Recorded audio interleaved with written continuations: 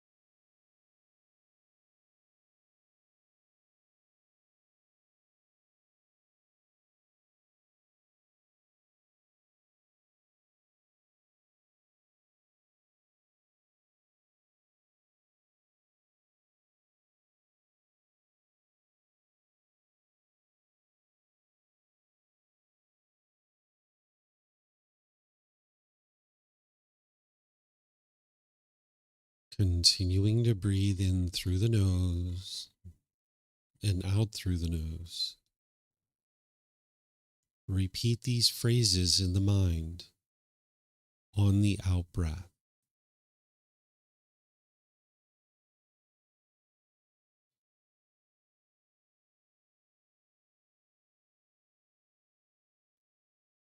I am not the body.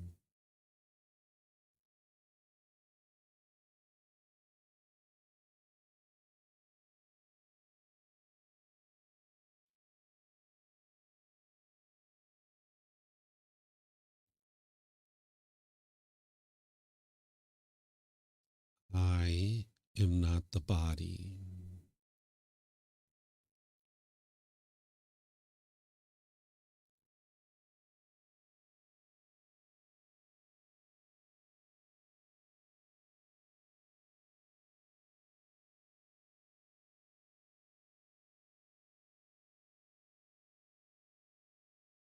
I am not the body.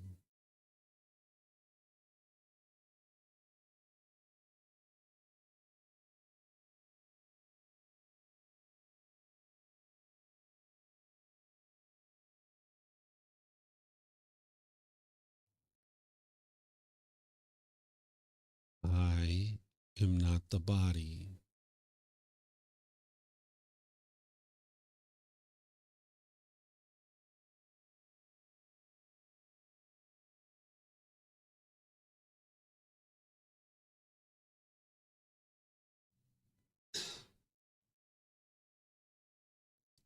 I am not the body.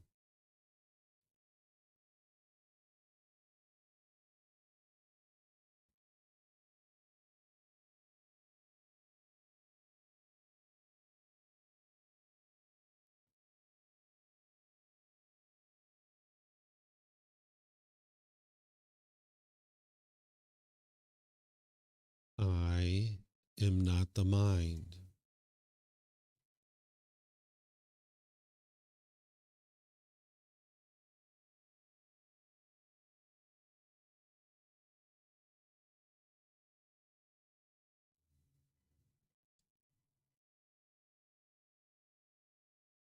I am not the mind.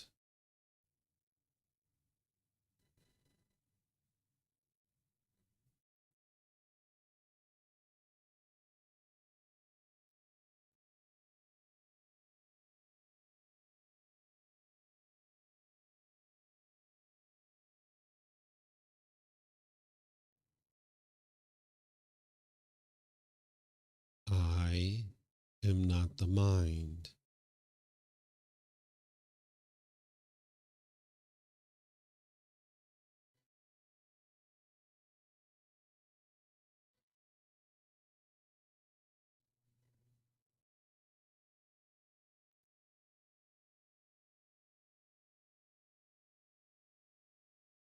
I am not the mind.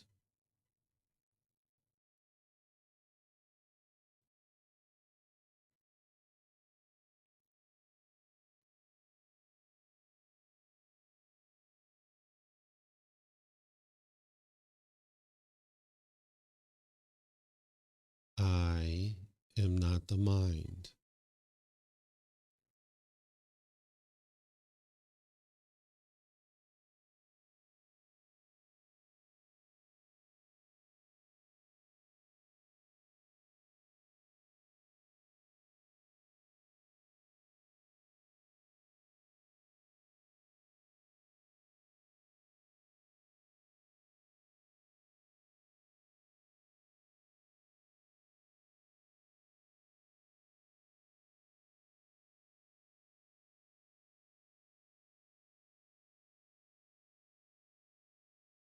There is no self.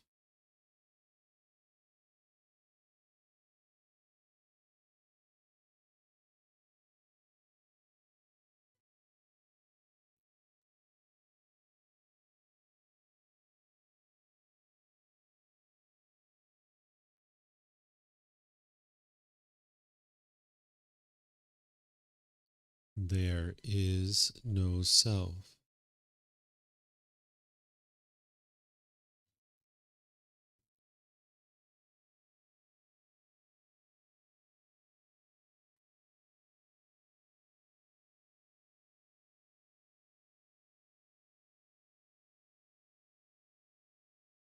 There is no self.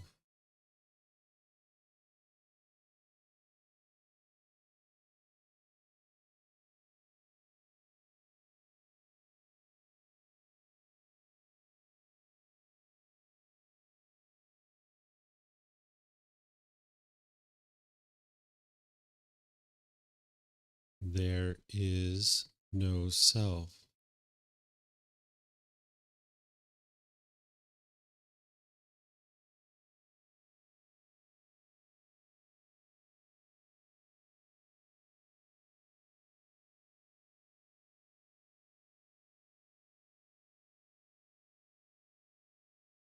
There is no self.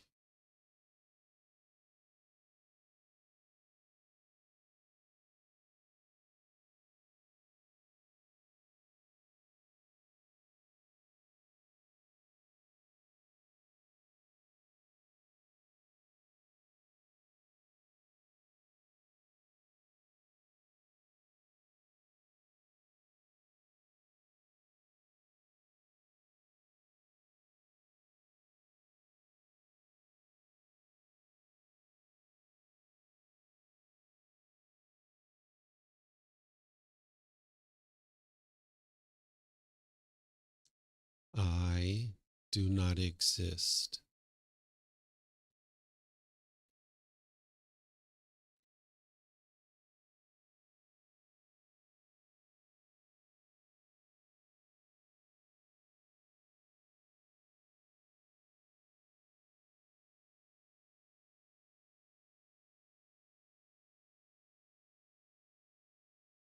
I do not exist.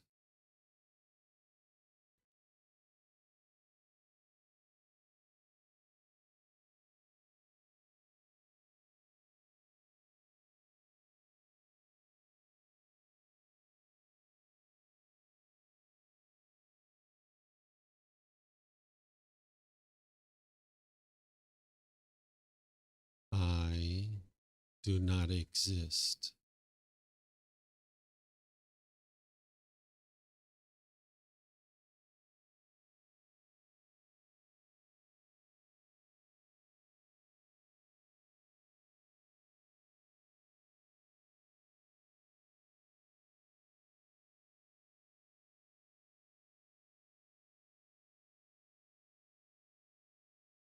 I do not exist.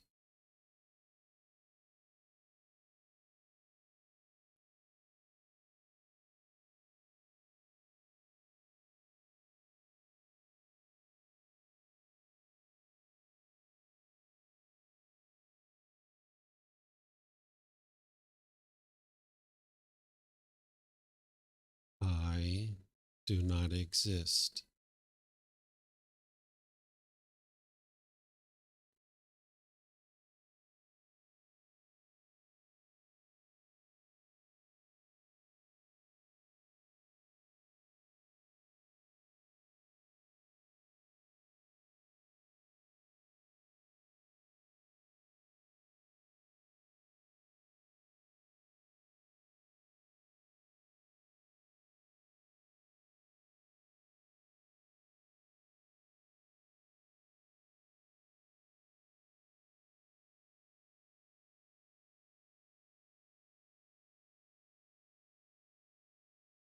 I am not the body.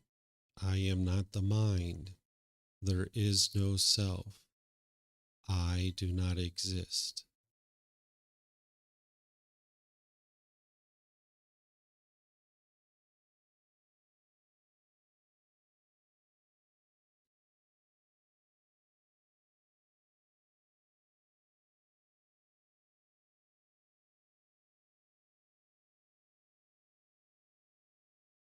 I am not the body. I am not the mind. There is no self. I do not exist.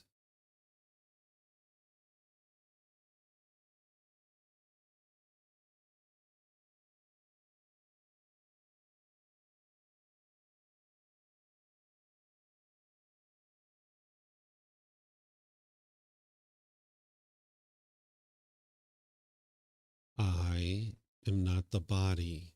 I am not the mind. There is no self. I do not exist.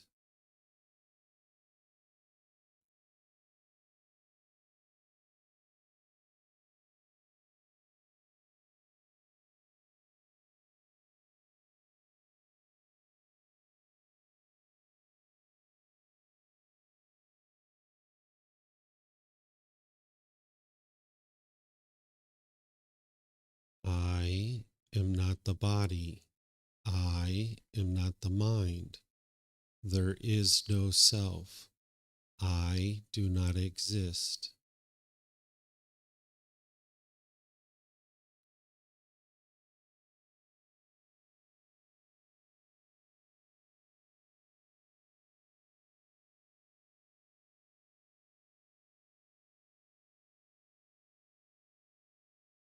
I am not the body. I am not the mind. There is no self. I do not exist.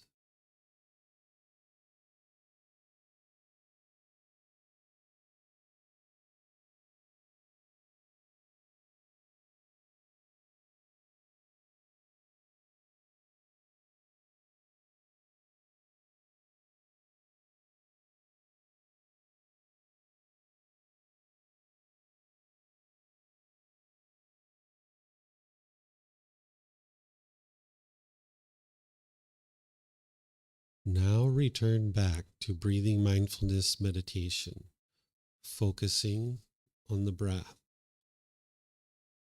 Whenever the mind moves off the breath, cut that off, let it go, and come back to the breath. Breathing in and out.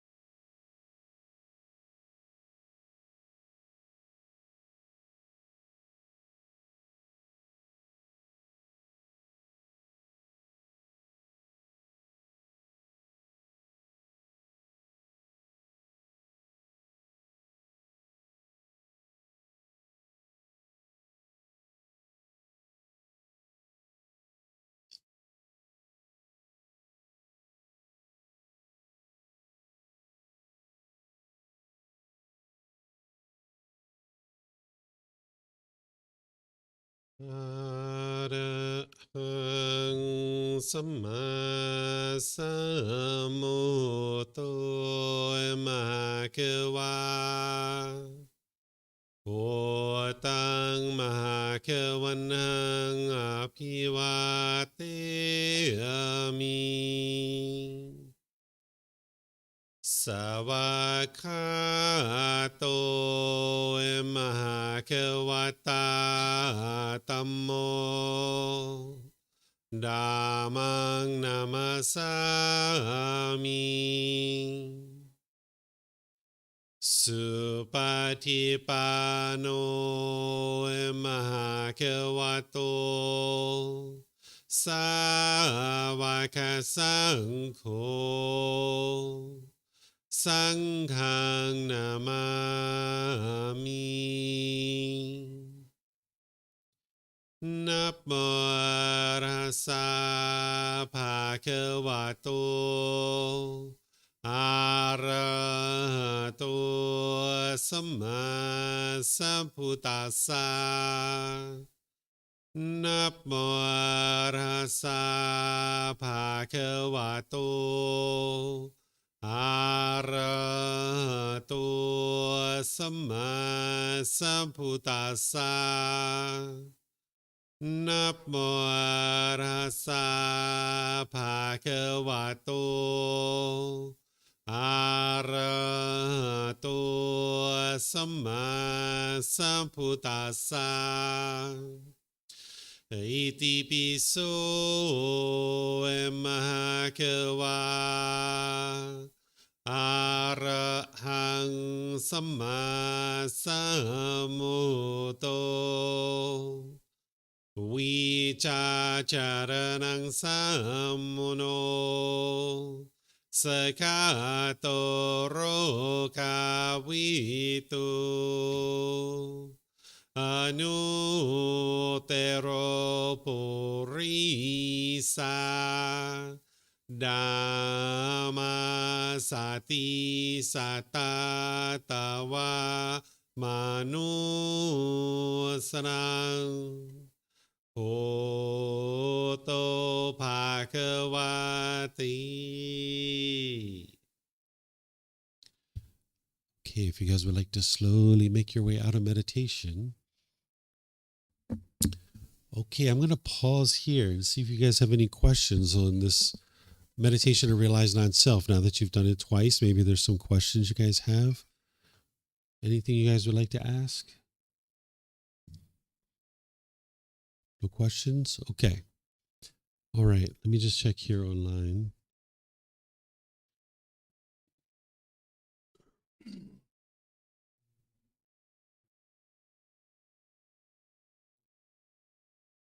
Okay, there's no questions online either. Okay, so I'm going to move to this next topic of how to determine. Oh, you have a question? Yes, sir.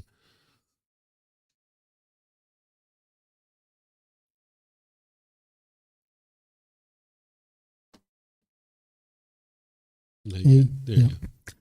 I heard before already from home, people were asking about the wording of I don't exist or I doesn't exist. To me also, I don't exist doesn't land so well as much as I doesn't exist. So I was wondering if you could expand, since the I don't exist brings up all these questions of, okay, so if your own existence doesn't exist, kind of cancels you, it cancels then what is, and also what's the point if it doesn't exist, if it's just an illusion completely, then what's the point of practicing, if also what it's called, if even if your suffering doesn't exist, if you're not knowing, then what would you recommend when the brain asks these questions? It's like you ask for it to press a button, cancel. Nothing exists, just this black nothingness. I know the nothingness is a thing, But yeah. This meditation is working for you because all those questions that you're asking yourself, that's what you need to be able to do, is be able to see through all of that, that none of that exists. So this isn't saying that your suffering doesn't exist. It's not saying that this being doesn't exist. It's saying this I doesn't exist. And the mind will tend to have all these questions, and that's what you need to work through, where you get to the point where your mind's not constantly trying to cling to those kinds of things. You need to get to the point where you just realize, like, okay, there is a body, there is a mind, but this isn't who I am as a person. And right now, without having done those proactive things that I talked about yesterday evening, without having practiced the Eightfold Path, you guys still have a lot of other things to work through before you guys get to this. But this I do not exist, that's what's going to work. It's going to challenge your mind to be able to sort through all of this. And that's the reason why it's there, is because this is what works. Yeah. Because you just not be able to see that right now where you are today. Yeah, but if you work through all these other things, you'll be able to see that it works. Okay. All right. So this next topic here of how to determine if you have attained the first stage of enlightenment. This is a list of things that's going to help you to be able to determine this when you're getting closer and closer to the first stage of enlightenment. And just like always, you guys can ask any and all questions that you guys would like as we go. So I'm going to pause and let you guys ask questions after I share all these details with you. So the main indications that you've actually attained this first stage of enlightenment is that you will have eliminated those first three fetters. So an individual would understand what they are, they would understand the symptoms of them, how to eliminate them, and they would know how to determine that they've actually eliminated these three fetters. So that's a real big indication that you've gotten to the first stage of enlightenment. But it's not only those three. Through having eliminated these, you would have had to have a deep understanding of dependent origination, the natural law of karma, the five aggregates in the six sense spaces. These are things that I share with you guys as part of this retreat. So there's obviously more work to do there. You don't have it right now, but you've been exposed to it. Oftentimes people learn this content multiple times. That's why the Buddha did repetition in his teachings. You're going to need repetition. There's even modern research that says whenever you go through a learning event, you learn about 10% of what's being offered the first time you go through that learning event. And then you repeat it, you're up to like 40 or 50% that you have comprehension of what's being offered in that same learning event. You do it a third time, you're up to kind of like 80 or 90%. So these are things that you're going to need to learn multiple times. You're not going to be able to learn it in just one sitting, one situation. Then there's something called accomplishment in view, that you'd be practicing accomplishment in view. I needed to skip over this because we had a really in-depth conversation yesterday about the five aggregates in the six sense spaces. But what I'm going to do is I'm going to go back and just kind of show you guys in the slides where this is, because you guys can find these slides on the website. If you go to buddhadailywisdom.com and click on free books, you can scroll down towards the bottom and you'll be able to find all the slides. It's in a PDF format, but there's accomplishment in view that someone would be practicing by the time they get to the first stage of enlightenment. There's a lot of teachings here. I'll just kind of briefly go over them, but then you can study them in more detail.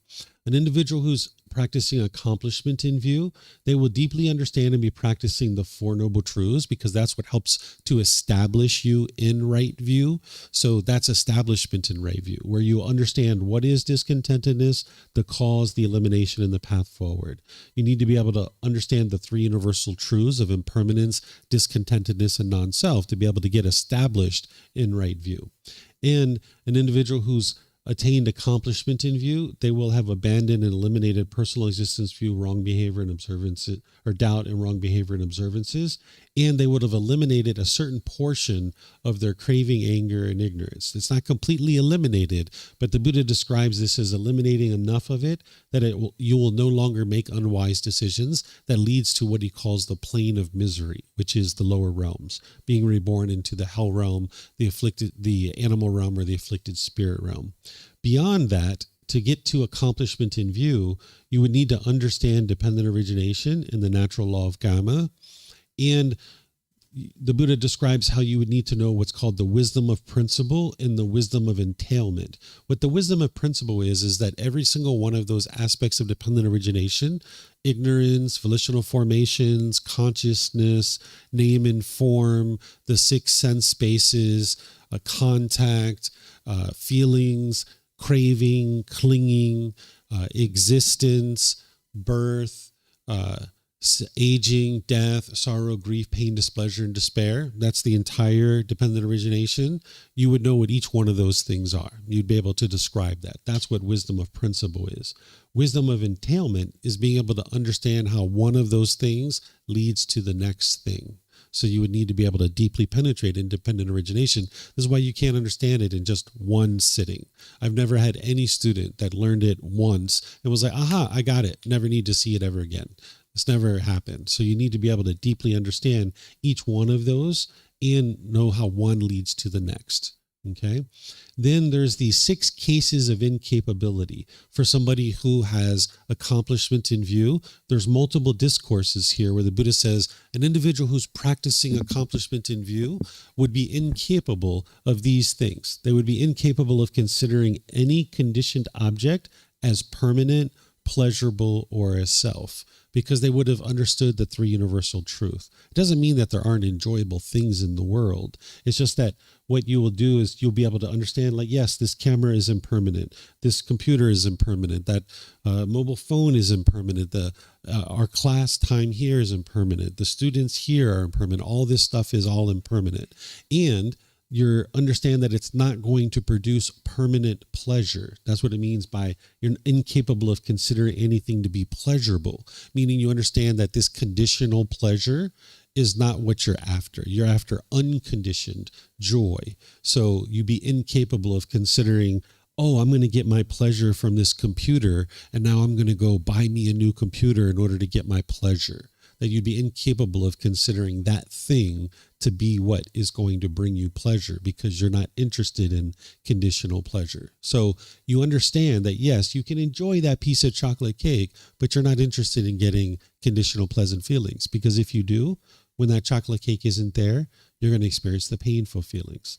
So by the time you get to accomplishment in view, you will have seen and penetrated into the 3 universal truths to understand that nothing is permanent, that all these material objects is not what's going to lead to your permanent pleasure, and that none of these things are the self, that none of this is the self.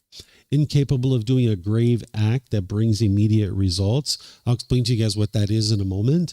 Incapable of resorting to the belief that purity or enlightenment comes about through superstitious and auspicious acts. This is where the Buddha says very clearly that there's no superstition or auspicious things in his teachings, because there's so many people that believe in those kinds of things. But you can see true enlightenment, and getting to true enlightenment doesn't involve superstition and auspicious acts. You'd be incapable of seeking a person for offerings outside of the community, because by the time somebody has gotten to accomplishment in view, they've penetrated into the teachings enough to be able to see the improvement to the condition of the mind, and they will know that it's these teachings that are leading to improvement in their day-to-day life, and they would be incapable of making offerings outside the community, because during the lifetime of the Buddha, there were multiple teachers that were teaching and claiming that it was their teachings that led to enlightenment, just like now. And he knew it was his teachings that led to enlightenment. So these household practitioners who were maybe being exposed to all these different teachers, by the time you penetrate into the teachings of the Buddha deeply enough and you see the truth in them, that those people would be incapable of making an offering to some other teacher or some other community, because they know that those teachings don't actually lead to enlightenment. Then the second discourse is an individual with accomplishment in view would be incapable of residing without deep respect and politeness towards the teacher, the teachings, the community, the training, which is the collection of teachings with the Eightfold Path, because again, they would have deeply penetrated into the teachings, right? This isn't rules. This isn't commandments. This isn't what somebody's telling you should do. This is what your mind would just be incapable of doing, because you would have seen enough improvement by that point.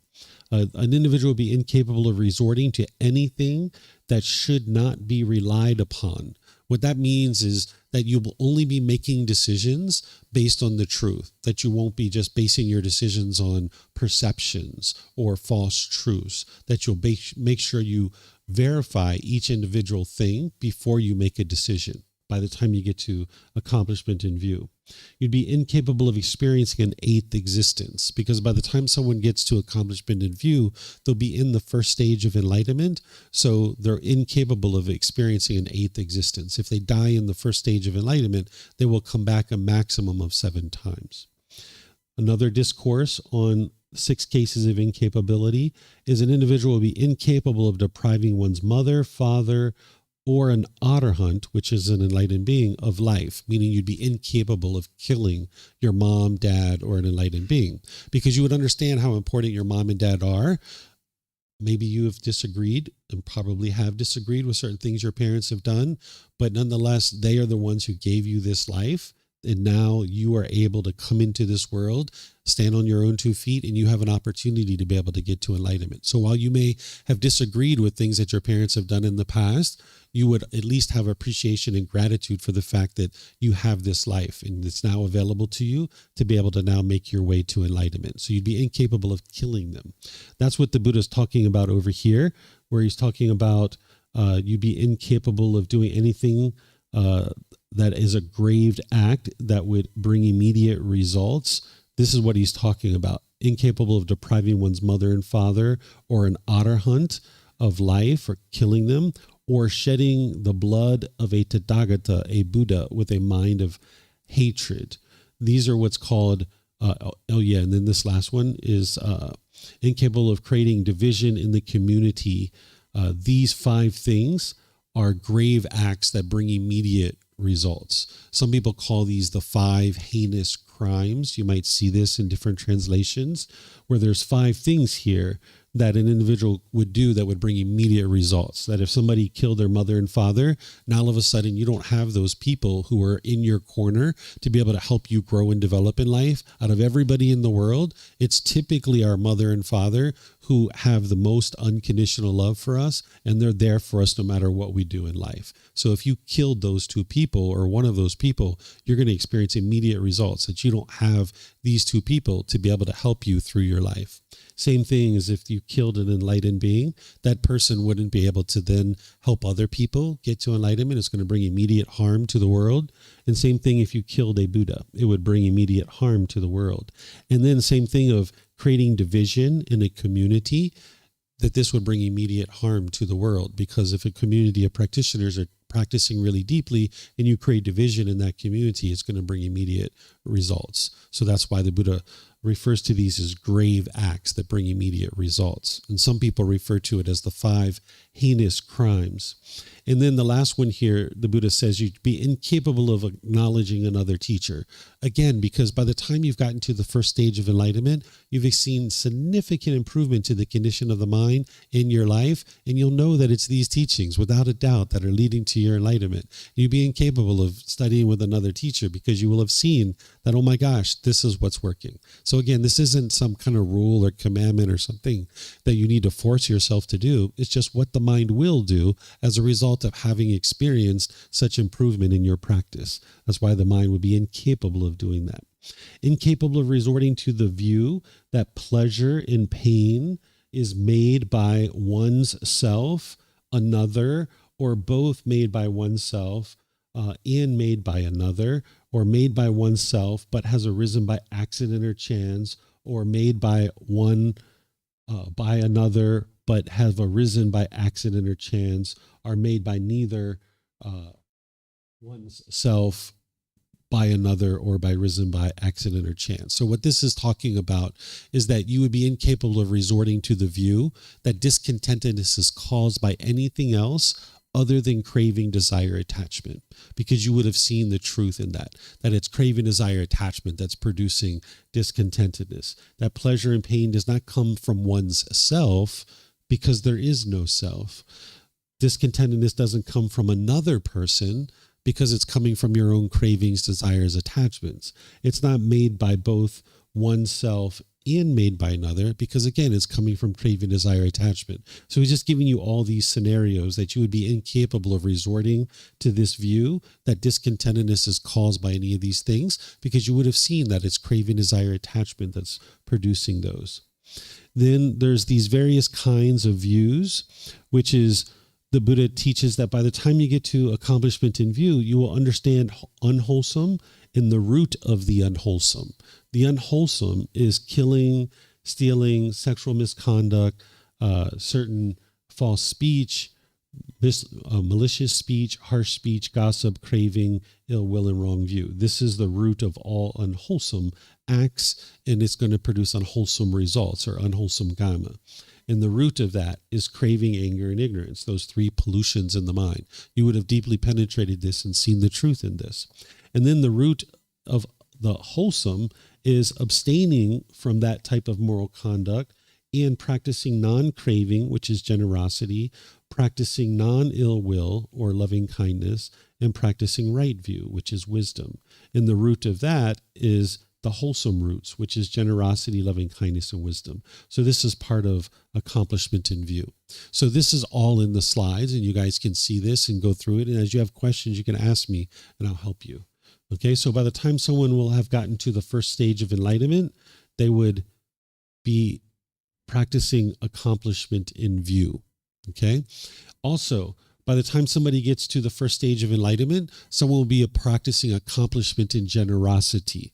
Okay, I also skipped over that. I'm just going to show you what that is. That's a really short and brief one. When we were shortening the talk on merit, that's where accomplishment in generosity was. So let me go back to that.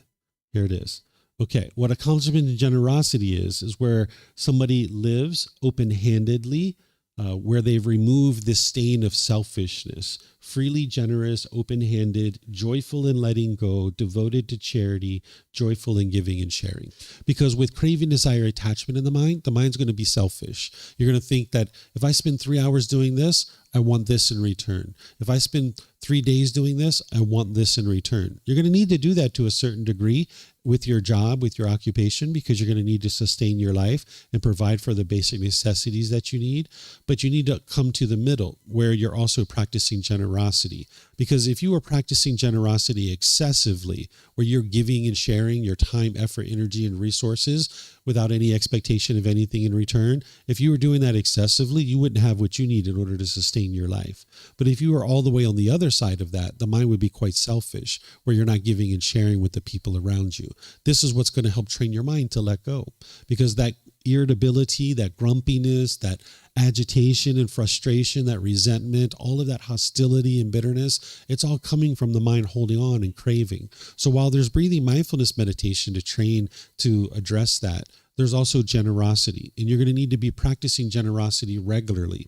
When the Buddha was asked during his lifetime to boil his teachings down, there was a student who came to him. He was like, hey, I know you teach, he didn't say it this way, of course, this is me paraphrasing. Hey, I know you teach that Eightfold Path, and you teach those 5 precepts, and you teach all this meditation training and all this other stuff, but can you just boil it down to me? Like, what can I be doing on a daily basis to be able to make my way to enlightenment? The Buddha gave 3 things. It's called the way of practice.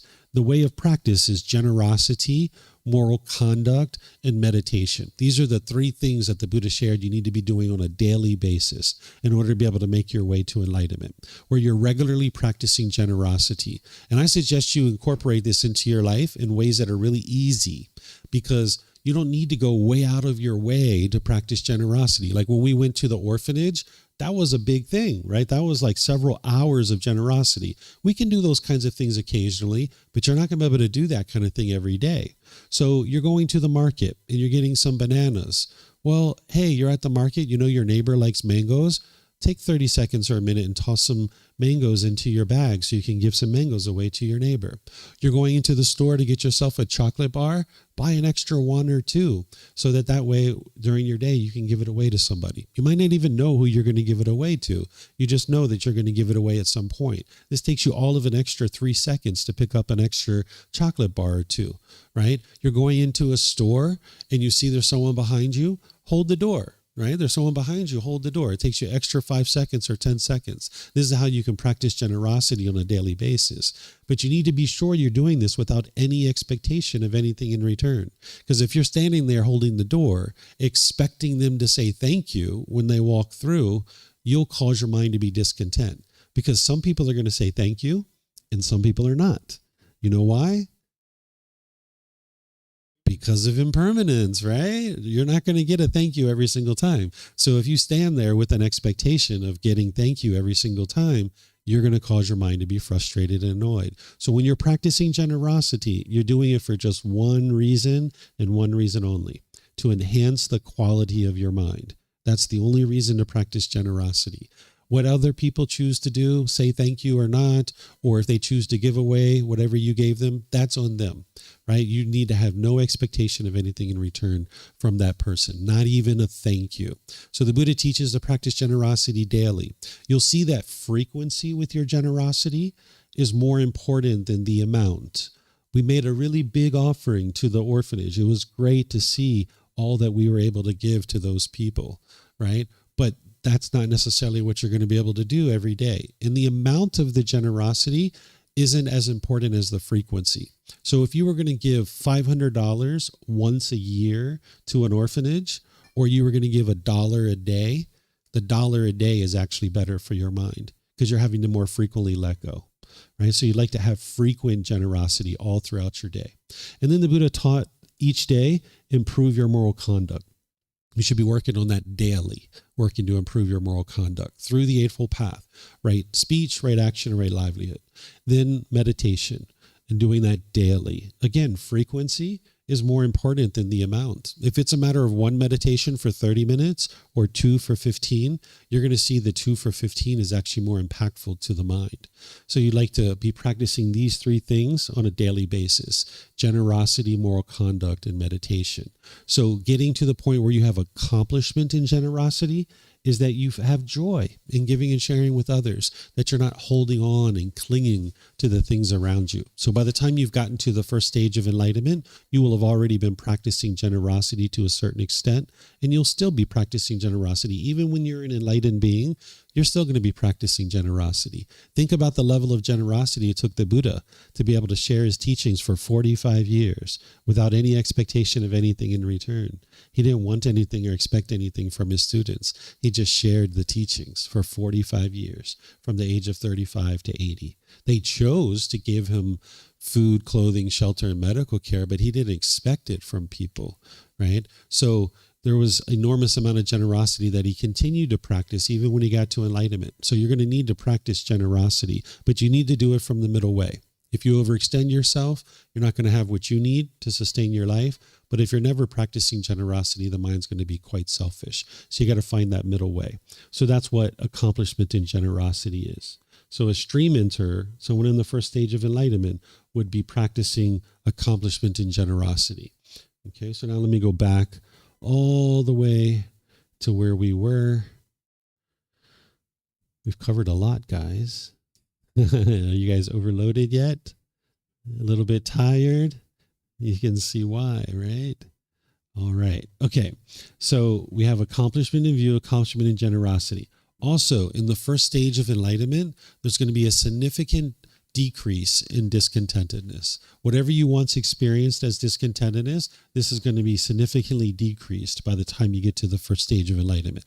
This is a huge indication that you're in the first stage of enlightenment, and you'll know that these teachings are working because you used to argue with your life partner, you used to be argumentative when you'd have family events, you guys would be arguing and you'd be right in there with your sleeves rolled up and arguing and fighting. And now you're not doing that anymore, and you're quite peaceful and joyful because of it, right? So you'll see that your discontentedness will be significantly decreased. It's a mere fraction of what it once was when you were off the path to enlightenment. So that's a big indication for you that your mind is in the first stage of enlightenment. Also, by the time you get to the first stage of enlightenment, you will have association with wholesome persons. You will have already seen the natural law of karma close enough that you know if you associate with people who are into unwholesome things, that's going to impact you, Remember, it's only you that can create karma for yourself, but it's your decision to associate with someone who's into unwholesome things, that's the decision that's leading to the unwholesome results that you're experiencing. I gave you an example of this during the retreat where I talked about if I had a friend when I was like 8 years old, and we've always been friends, and now at age 18, they became an individual who's selling illicit drugs like heroin and cocaine, and now they've never offered this to me, but maybe you're going out with them. And now all of a sudden, when someone's shooting a gun at this drug dealer, who is their rival drug dealer, those bullets are coming towards you. That's the unwholesome karma that you're experiencing as a result of choosing to associate with unwholesome individuals. Now, remember, you're never judging people. You're never looking down on people and thinking of this person as bad. But instead, you just need to use discernment based on the natural law of karma. Does it really make sense for you to walk down the street with someone who sells illicit drugs? Does it really make sense to have that person in your car? Because now when you're driving down the road and you get pulled over for a speeding ticket and they slip cocaine under your seat, now when you get pulled over and the police search the car, the cocaine's under your seat and you're going to jail for 5 or 10 years, right? It doesn't make sense for you to put yourself in that situation. And you will have seen the natural law of karma in those kinds of situations very clearly, and you would choose to associate with wholesome persons. Again, it's not a rule. It's not a commandment. It's just something that someone would choose to do because they understand the natural law of karma well enough. So you need to learn how to choose wholesome friends and wholesome companions without judging, using discernment. And this is something that I teach in the Harmony of Relationships course. It's coming up next month in February, and I teach it 4 times a year, and it's been recorded. So you'll see many classes in there. And one of the classes that I teach is how to select wholesome friends and wholesome life partner, because those are wise decisions that are going to be impactful to your day-to-day life based on the natural law of karma. So by the time you get to the first stage of enlightenment, you will have association with wholesome persons. This is also, all of this stuff is from the Buddha, by the way. This is also from the Buddha. In order to get to the first stage of enlightenment, you will have had to need to hear the true teachings. There's a lot of people out there teaching a lot of different things, but it's not necessarily the true teachings. You're going to need to have heard the true teachings and independently verified those. That's why I make them all available for free so that you guys can download it. You can take it and go print it. You can get printed versions here by just reimbursing me for the printing cost, or you can order it on Amazon. You're going to need to study the true actual teachings of the Buddha. You're not going to be able to get to enlightenment through all these other things that aren't the original teachings. So you're going to need to have heard the true teachings. You also will need to practice careful decision-making in all decisions to ensure wise decisions that are producing wholesome results or wholesome karma. So by the time you get to the first stage of enlightenment, you're not fully awake to the natural law of karma, but you will know that it's true. You will have verified it. You're not believing in the natural law of karma, and you'll know that any decision you make is going to produce a result, and that result is either going to be wholesome or unwholesome, and you're going to be interested in only experiencing wholesome results or wholesome karma. So you will pay careful attention to each individual decision that you make, where without wisdom of the natural law of karma, we will just kind of haphazardly go through life. The way that I think about it is like knocking down trees and burning up the forest. I don't know if any of you guys can relate to this, but that's what I did before I understood the natural law of karma. I was just going through life, knocking down trees, burning up the forest. And I started smelling smoke, and I was like, who lit the fire? And I looked behind me, and I saw all the trees knocked down. I was like, who knocked down all those trees? And then I learned the Four Noble Truths, and I was like, oh, I'm the one who knocked down all those trees. I'm the one who lit that fire, right? So you need to be able to get to the point where you're paying careful attention to the individual decisions that you're making. So now when you walk through the forest, you might bump into a tree, but it's like, oh, excuse me, I'm sorry, apologize, right? Now you're able to understand how to practice wise decision-making in terms of your moral conduct and all the other decisions you make, where you live, where you work, the types of people that you associate with, the types of hobbies and activities you're involved in. You're going to be making wise decisions about these kinds of things. So you would pay careful attention to your decisions because you'll understand the natural law of karma. You'll be practicing in accordance with the teachings. So not only will you have heard the teachings, but you'll be practicing the teachings. When we talk about the cultivation of wisdom, there is an intellectual aspect to that. You need to intellectually understand the teachings, and you need to reflect on them to verify that they're true. But in order to cultivate true wisdom, you need to actually be practicing the teachings. That's how an individual is actually eliminating their ignorance. I gave you guys an example of this where I talked about how we can intellectually know it's unwise to use drugs and alcohol. And we can even reflect on that and realize that mom and dad and other people are telling us the truth, that it's unwise, but we still did it. That's because we have a lack of wisdom. But by the time you're actually practicing the teachings, that's where the real transformation is occurring. And that's where real wisdom takes place. Because it's one thing to intellectually know the 5 factors of well-spoken speech. It's another thing to reflect on it and see like, yeah, that's true.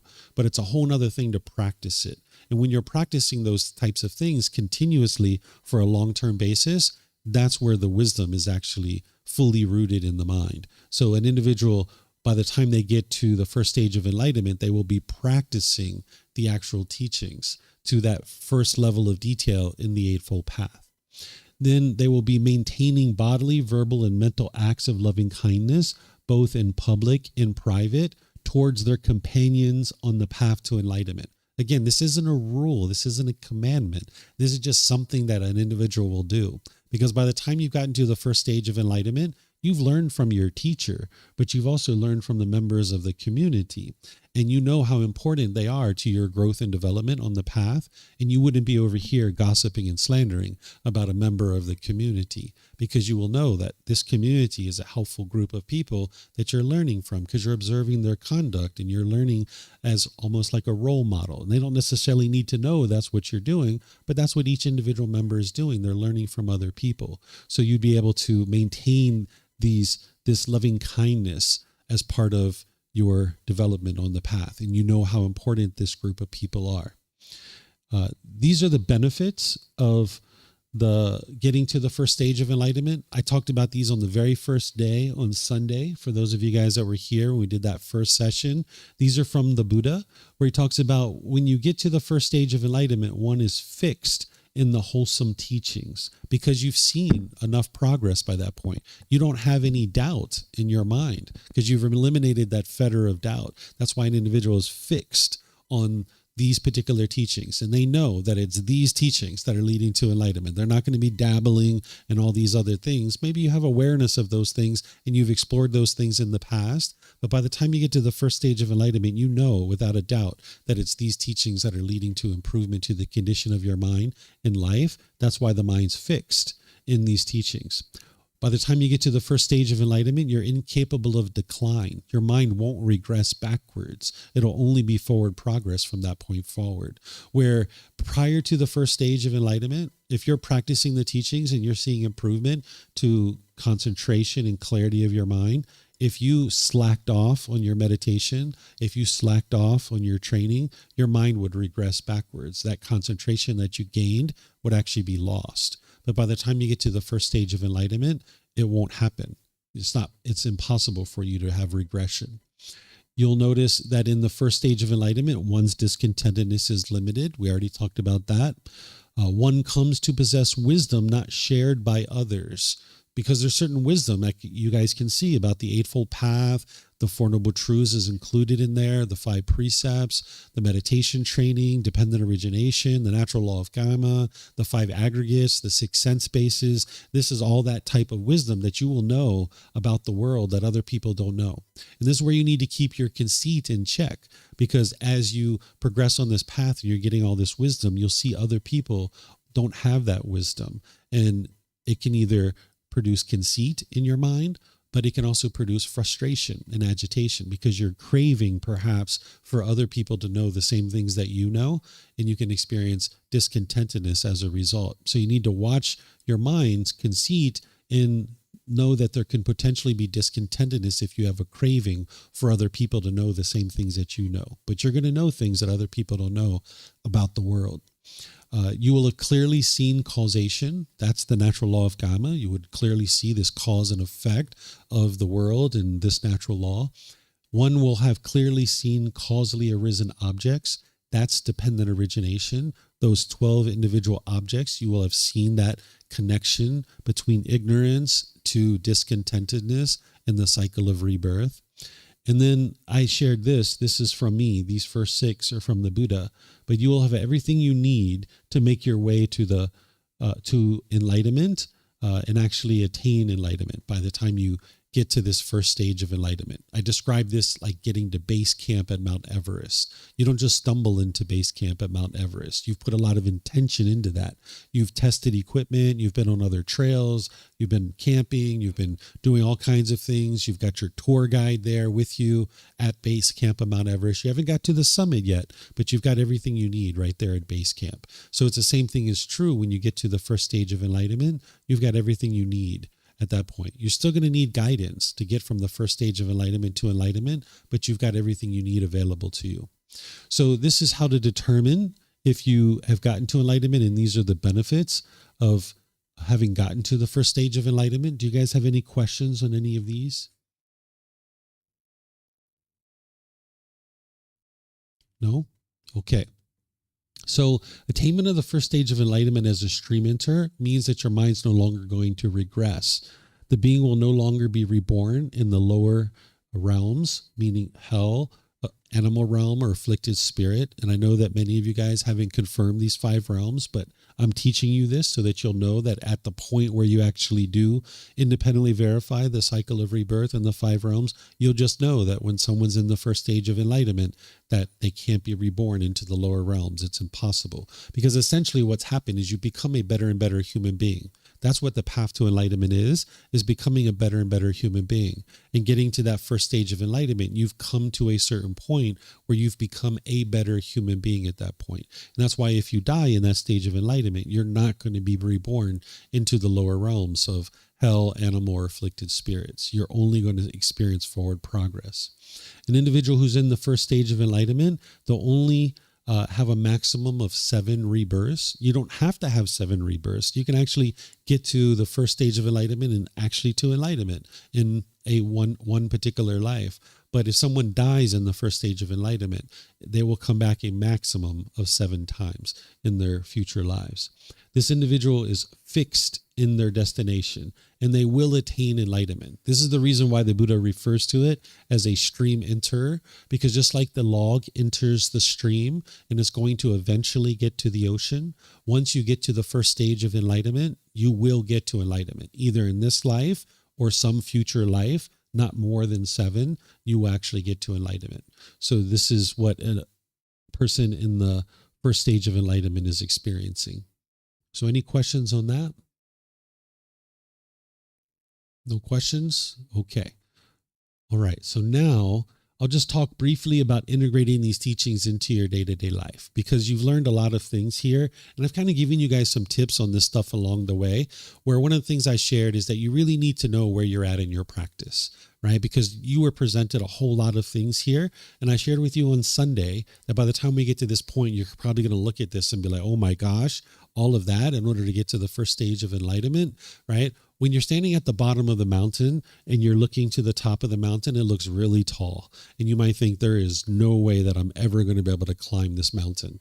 But if you just focus on one step at a time, next thing you know, you're halfway up the mountain, right? So don't necessarily look at the top of the mountain and put this expectation on you that you need to be perfect today and burden yourself with trying to hurry up and learn all of these things. Instead, just focus on one thing at a time. You are on your own independent journey. You're not in a race with anyone. You're not in a competition with anyone. You're on your own independent journey. You're not a follower. You're not a devotee. You are an independent practitioner searching for wisdom, and your teacher is like a tour guide pointing out for you the things that you need to learn and understand, and you're doing that work. So you need to know where you're at on the path, and if you're just starting out, then I would recommend you start out with just learning the Eightfold Path. And I suggested to you guys that if you'd like that study guide that I have, you can let me know and I'll send it to you so that you can start studying the Eightfold Path. That's really where you need to start, is studying the Eightfold Path. And then slowly but surely, you can be progressing with all the other teachings. And the way that you actually accomplish that slow but sure, gradual training, gradual practice, and gradual progress is what I'm going to share with you here. You would like to attend weekly classes, either in person or online. and then attend in-depth learning opportunities like this on an as-needed basis, right? This is kind of like not something that you're going to do every week like this, but just kind of gradually trickling the teachings in, maybe kind of an hour, hour and a half once a week. That's the best way to do it. As you guys probably know, I don't drink coffee any longer, but for those of you guys that do and you understand this analogy, drip coffee, it's kind of like really nice to kind of drip the water into the coffee. You get a really nice coffee afterwards. It's the same thing with these teachings. You would like to just drip the teachings into the mind little by little by little, and then occasionally have a real big in-depth learning opportunity like this. Then I would recommend that you read this first book. If you haven't already, you're going to need to read this first book. And I suggest you take your time with it. Some students have told me that they read this book 8 to 12 times and they learn something new every single time. This isn't the kind of book that you just read for completion. If you're reading a storybook or a novel or something like that, you might be really tied up in the story and you're just trying to plow through it and get to the end in like 2 weeks or 3 weeks because you really want to know what the end of the story is. Well, the end of the story here is that you get to enlightenment. So I'll just tell you the end of the story is that you get to enlightenment. That's the end of the story, okay? But in order to do that, you're going to need to slowly but surely go through the book. And I suggest you only read 10, maybe 15 or 20 minutes because you're not reading for completion. You're reading to independently verify what's been shared here. So if you're reading 10, 15, 20 minutes, it's like taking a small little bite of pizza, chewing on it, and then digesting it. But if you take an hour or 2 or 3 hours of reading and you take that big bite and you're trying to independently verify that, that's going to be really challenging for you. So just take little bites, 10, 15 minutes. And what you're going to notice if you do it this way is you're going to have had something that just happened 3 to 5 days ago, and you're going to be reading your book and you'll be like, oh my gosh, the Buddha is explaining to me right here exactly what I should have been doing 3 to 5 days ago, and that situation would have been so much better. Or you're going to be reading something, and 3 to 5 days from now, you're going to encounter that thing, and you're going to have the answers right there already, and you're going to be able to apply exactly what it is that you've been reading. So if you read just little by little like this, you'll actually be able to independently verify the teachings, and you'll be able to directly apply what it is that you're learning.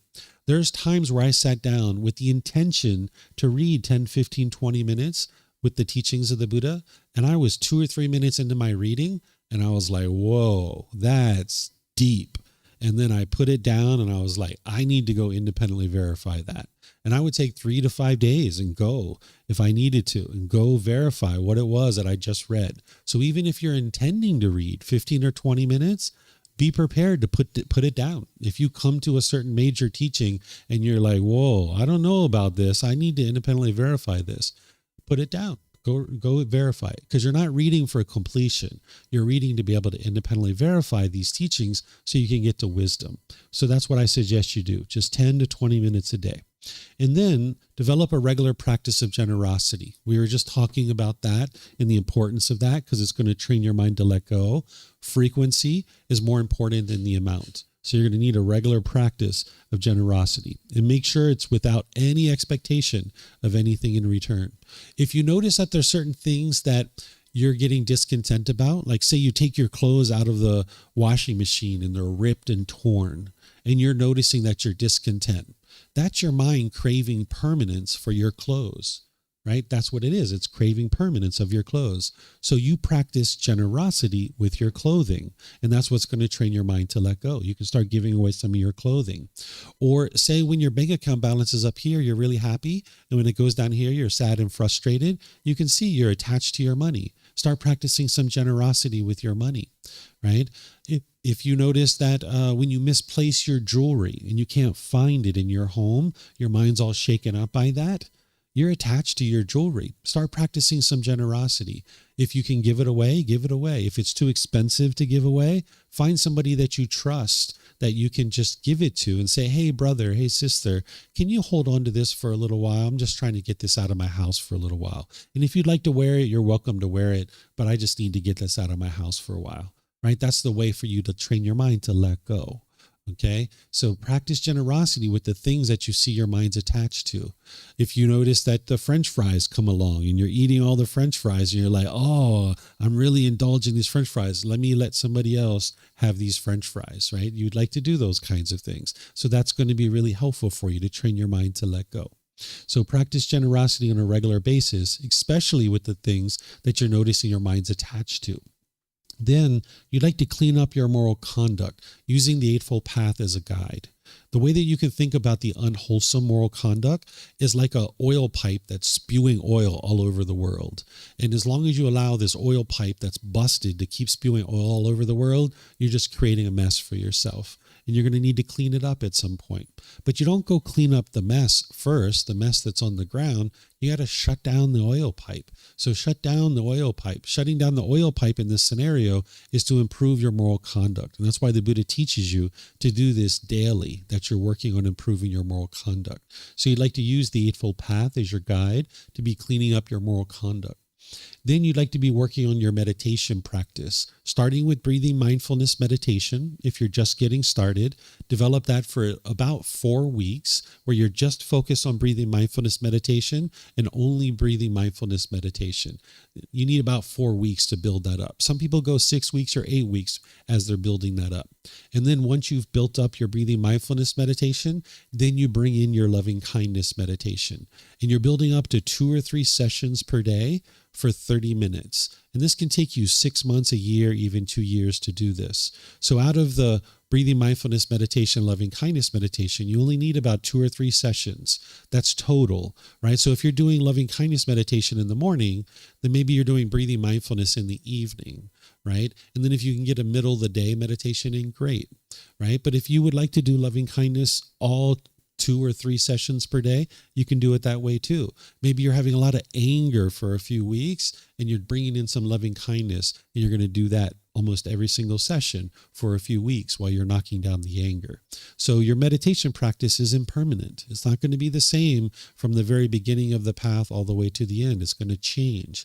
So it's dynamic, starting out with breathing mindfulness, bringing in the loving kindness as you get going, and then doing 2 or 3 for 30 minutes per day. That's what you'd like to build up to. Understanding it can take you a year or 2 to build up to that. And again, you're not in a race. You're not in a competition with anybody.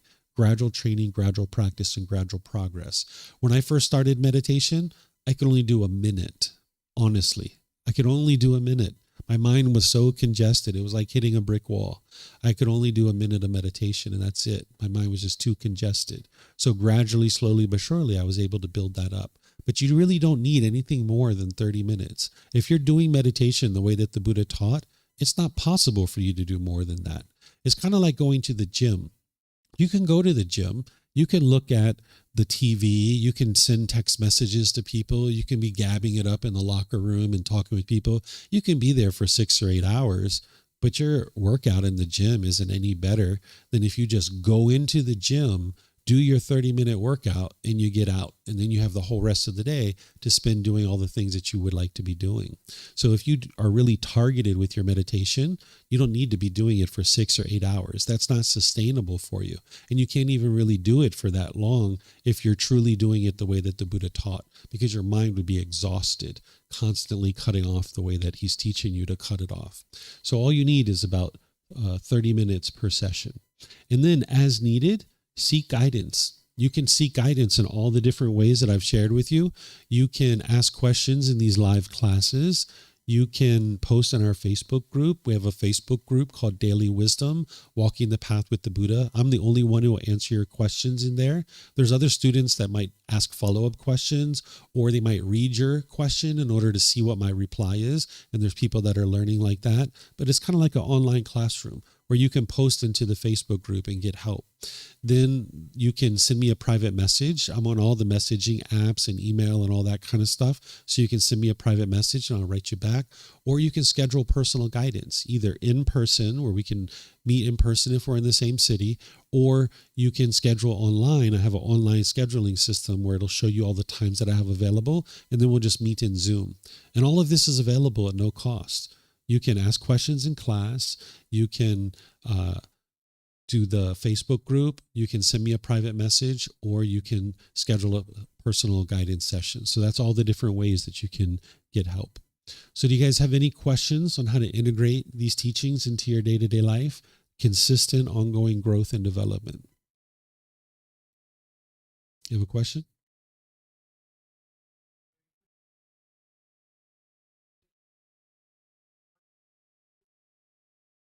Yes. Yes. Yes. For all those of you guys online that didn't hear Boulder, he asked, isn't breathing mindfulness meditation always part of meditation? And the answer is yes. But there's the targeted breathing mindfulness meditation that you're doing for 30 minutes. That's going to have a different effect than just the little 3 to 5 minutes before and after loving kindness. But that's the beauty of doing loving kindness in the way that I'm sharing with you, is you're getting a little bit of breathing mindfulness in there. So that's why you might do it like that for a little while if you have a lot of anger. But ultimately, you will need to have dedicated breathing mindfulness meditation sessions.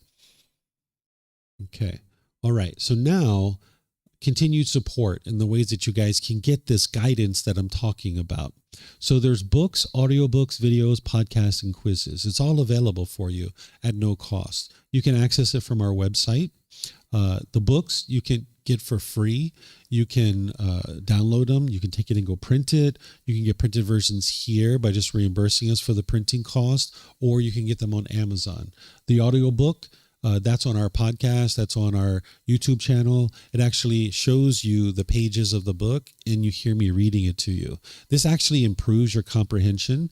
Even though I wrote the book and I probably read it 30 times as I was proofreading it, when I was starting to teach classes based on the book, I actually used to use the audiobook to remind myself what it was that I wrote, because it helped me with comprehension, because I could see the book and I could hear myself reading it too.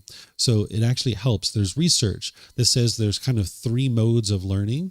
There's seeing something, there's hearing something, and then there's actually doing it. These are the 3 modes of learning: seeing, hearing, and doing. So by listening to an audiobook and reading it at the same time, you're getting 2 modes of learning. You're seeing it and you're hearing it. So if you decide that you would like to really improve your comprehension, you'll see that the audiobook really helps you. So that's on YouTube and it's on the podcast as well. And then I have these little quizzes that help to confirm your understanding of the teachings. You'll find some jokes in there too as you're doing the quizzes. The way that you access the quizzes, at the end of each chapter, there's a link for a quiz in the ebook. So even if you have the printed version of this book, you might decide to download the ebook, because at the end of each chapter, I have links to the different talks that I've done on that chapter, and I have a link to the quiz, and you can click on it. And now you can take the quiz. It's usually about 20 questions. Again, sometimes a little bit jokey in there to help you have a good time while you're taking the quiz. And you're the only one that gets the score. Nobody else goes in and looks at the scores. So it emails you what your score is, and it shares with you the answers, so that if you didn't get it correct, then you'll actually know what the correct answer is. And then what it does for you is it just helps you build confidence that, yes, I learned this chapter and I'm understanding it. So that'll help you to build confidence that you've understood it. There's in-person and online classes, courses, and retreats. You guys are familiar with this here, and online you guys can learn. There's 2 ongoing programs. There's the group learning program, which we just recently restarted, which is a 7-month program where I gradually go through this first book, chapter by chapter by chapter. This is a great place for people who are just starting out. It's Sunday at 9 a.m. and 9 p.m. and then on Wednesday at 9 a.m. and 9 p.m. where I gradually walk you through this book. And you can attend that through YouTube, Facebook, Zoom, or here at the temple. And if you can't make the live class, it's all recorded, so you could just watch it at your own leisure.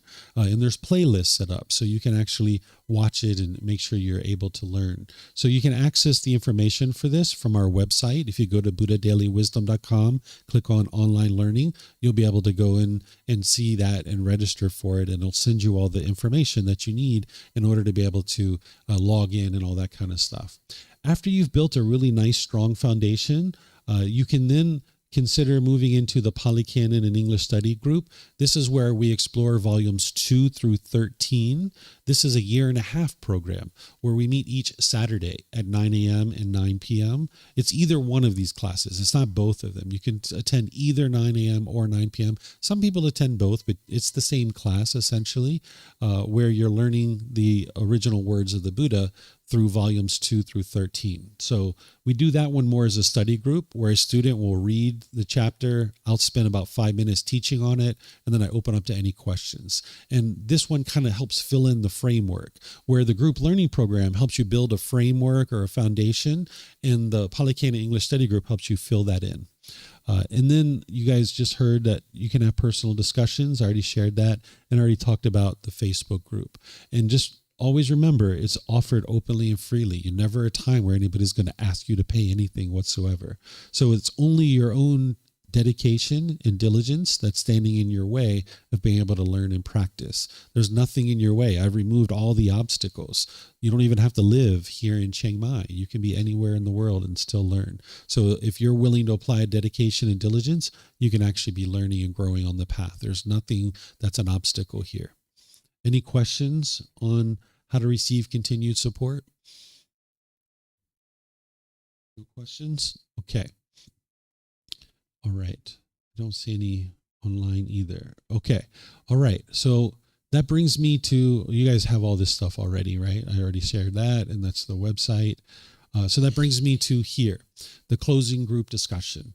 This is just a free-for-all, whatever you guys would like to ask, anything and anything that hasn't got asked yet, you guys are welcome to ask it, whether it's something we talked about in the retreat or something you've seen other places, something that you've been thinking about, and there maybe just wasn't a place to fit it into the retreat, or maybe it was something that I shared in the retreat, and now you have had time to think about it, and you'd like to ask questions further. So anything and everything you'd like to ask questions about.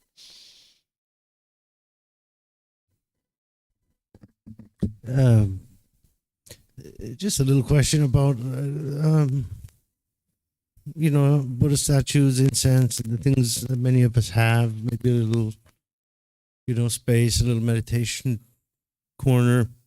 I understand what you said about, the ornaments and all of this stuff, but that it's not needed. Is it something we should actually get rid of if it's something that we have a lot of, like Buddha statues, and our home is like some sort of Buddhist museum? It's a choice for you to make. I wouldn't tell you whether you should keep them or you should get rid of them, but you need to ask yourself, if somebody came in and stole those things, or if there was a fire and they were damaged, would you be discontent? You'd be discontent. So that means you're attached to them. You're craving for them to be permanent. So in that respect, it would be helpful for you to let them go and let them move on, because you really don't need those things in order to get to enlightenment. But it's kind of nice. Like you guys see, I have pictures of the Buddha around and things like this. It's kind of nice to have something like that in your home, right? Because it can remind you to meditate. If you're on the phone with your mom and you see that picture, and you can be like, all right, calm down, use right speech here, right? It can kind of be like a nice reminder for you, but you need to make sure your mind's not getting attached to it. So you might decide on your own to clear those things out. And then maybe in the future, you might decide to get something like that again, but maybe not as much, and maybe your mind is more protected at that point where you won't be attached to them. So you don't need those outward things in order to be able to get to enlightenment. In fact, if you're attached to them, it's hindering you from getting to enlightenment. So that would be all the more reason to let them go. But if they're there, I'm not attached to them in that part of it. But it's not like that it's going to interfere. But I understand it. Having a statue isn't going to interfere with you getting to enlightenment. But what's going to interfere with you getting to enlightenment is if you're attached to it. So that's where, if you would like to keep these things, you might give them to somebody else and say, hey, I need you to hold this for a while.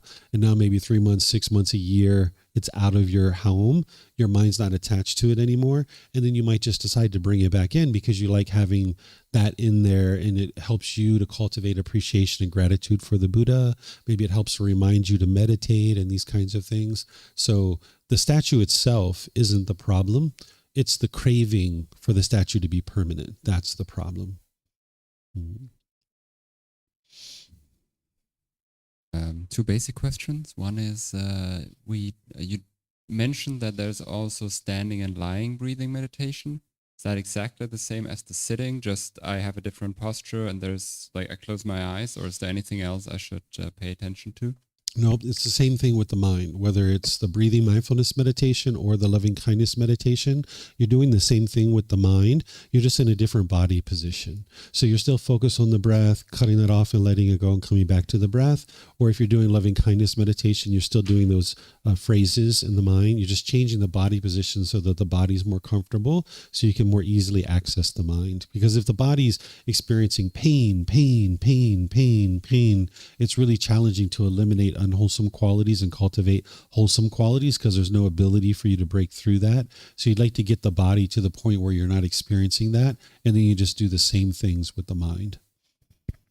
Thank you. It's related to, you've mentioned it a little bit about it, but I hear it a lot when talking with other Buddhists, like this turning the wheel of the Dharma. Mm-hmm. And you said that it's the Buddha said like it's a wheel on his head, and he was like turning it counterclockwise, I think you said, but this way.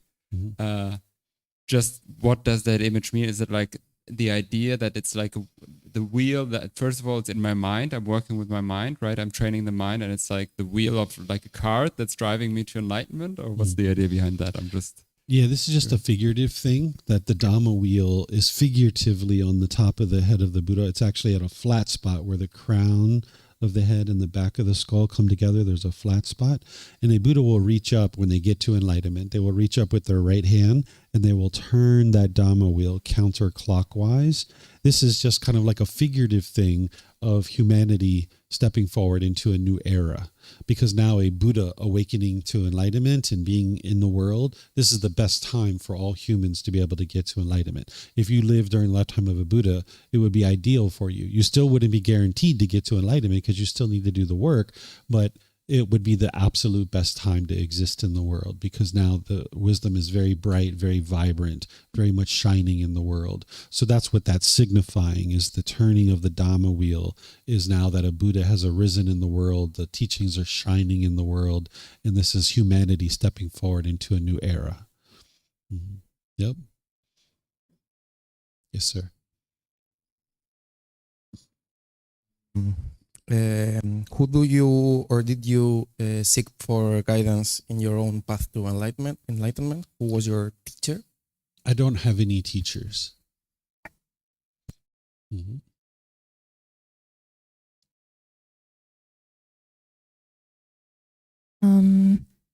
have a couple of questions. One is on eliminating the personal existence view and some of the like work-related things we were discussing last night.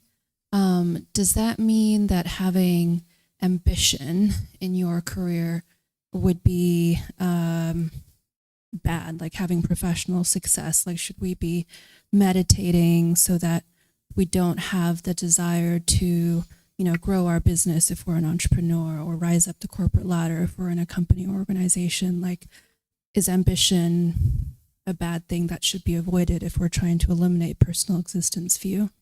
Nope. Ambition, motivation, enthusiasm is part of what an enlightened being has in their mind, but it's not motivated by craving, desire, attachment. What people do in the unenlightened state is they are motivated by their cravings, and now they will chase their cravings. But they will only chase as long as that craving is in existence, but eventually that craving will burn out because it's temporary, and now they're not going to be motivated anymore to pursue that thing, and their mind will swing all the way to the other side, where they'll feel dull and lethargic and unmotivated. So you might have seen that with certain hobbies and certain jobs, where you went in, guns a-blazing, so to speak, and now eventually 6 months, a year, 2 years into it, it just kind of burns out and you're unmotivated. So an unenlightened being will chase with craving, desire, attachment, and that's their motivation. But that's not true motivation. It's coming from the craving. But also, if you swing to the other side, the mind's dull and lethargic and complacent. So what the Buddha is teaching you to do is not to chase with these pollutions of mind, but instead come to the middle, where you have a goal, objective, or interest, and you can have aspirations for improvement and success in your life, but you're not basing your feelings on those types of things. So ambition and enthusiasm goes right along with what an enlightened being will have, but they're doing it based on wise decision making, not based in craving, desire, attachment. So if you ask me, one of the most ambitious things that anyone could ever decide to do is something that this individual, the Buddha, did 2,500 years ago. His ambition, his goal, his aspiration was for his teachings to reach the entire world. Right? Here he was 2,500 years ago in this small little region that we now refer to as India and Nepal, speaking a language that only a limited number of people actually spoke. And his goal was, I would like these teachings to reach the entire world. At a time when travel wasn't available, there was no international language, none of these things existed. But he had that ambition. That was a huge ambition. But each day he just gradually chipped away at that, one decision at a time, slowly but surely. He wasn't chasing it. He wasn't longing, yearning for it, but he also wasn't complacent and just sitting around and being dull and lethargic. He was gradually making decisions towards that objective. So the mind needs to learn how to do this because it doesn't know how to do it. That's what you're learning as part of the middle way and walking the middle way, because what the unenlightened mind does is it chases and chases and chases. But when those cravings burn out, you're swinging all the way to the other side. So that's why the Buddha said, I discovered a better way of life. This way of life doesn't work. Craving and chasing and being complacent and burned out, it doesn't work. So that's why you would like to learn how to come to the middle. So in terms of a business or your career, you can have ambition and enthusiasm, but you would like to learn how to do that with just day by day, wise decisions, not basing your feelings on whether your boss acknowledges you or not, or whether your coworkers think you're smart or not, or whether you got that certain project that you were interested in getting, or any of those kinds of things. Just day by day, you work towards your goals and objectives, and now you can do that in a sustainable way. You can do that long term. That's why the Buddha was able to teach from the age of 35 to 80, because he was doing it through wise decision making. Whereas if he was doing it through craving, it would have burnt out eventually, and then he would have been dull and lethargic and complacent. So ambition is exactly what an enlightened being would practice. It's actually part of the teachings of the Buddha. It's called the enlightenment factor of energy. There are 7 factors of enlightenment. These are tools that you're using in order to fine-tune your mind.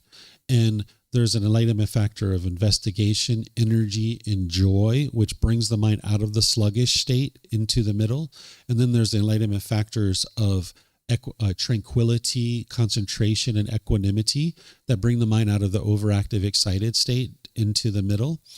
So this enlightenment factor of energy is where the mind has motivation, enthusiasm, encouragement, and initiative, a willingness to do something, vigor, and vitality.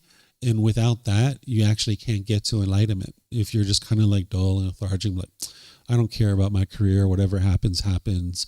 You know, if my company survives or if it dies, I'm okay with that, whatever happens. That's not what an enlightened being does, right? But the unenlightened mind, like I said before, it can either see this chasing or it can see this dullness and lethargic state. But there's this middle way that your mind can gradually work towards. And that's where the enlightenment factor of energy will help you build towards that. Because when you're letting go of craving, desire, attachment, the mind will have a tendency to swing to the other side because it doesn't just come straight to the middle. So when you're used to chasing like this, and you start using breathing mindfulness meditation and the Eightfold Path and generosity, and you're backing off on the craving, the mind will tend to swing to the other side, and you'll see that it tends to be dull and lethargic and complacent. And now you've got to lift that up and bring it more to the middle, but it still doesn't just go right to the middle. It overshoots the middle again, and you start moving towards craving again.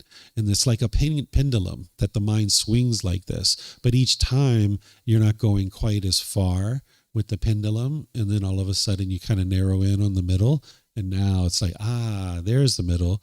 And you feel like the mind is taking a breath of fresh air because now you're in that peace and that joy. So you can pursue success in your business, in your career, financial success, other types of success. You can attain all of this. There's rich, wealthy people who are enlightened.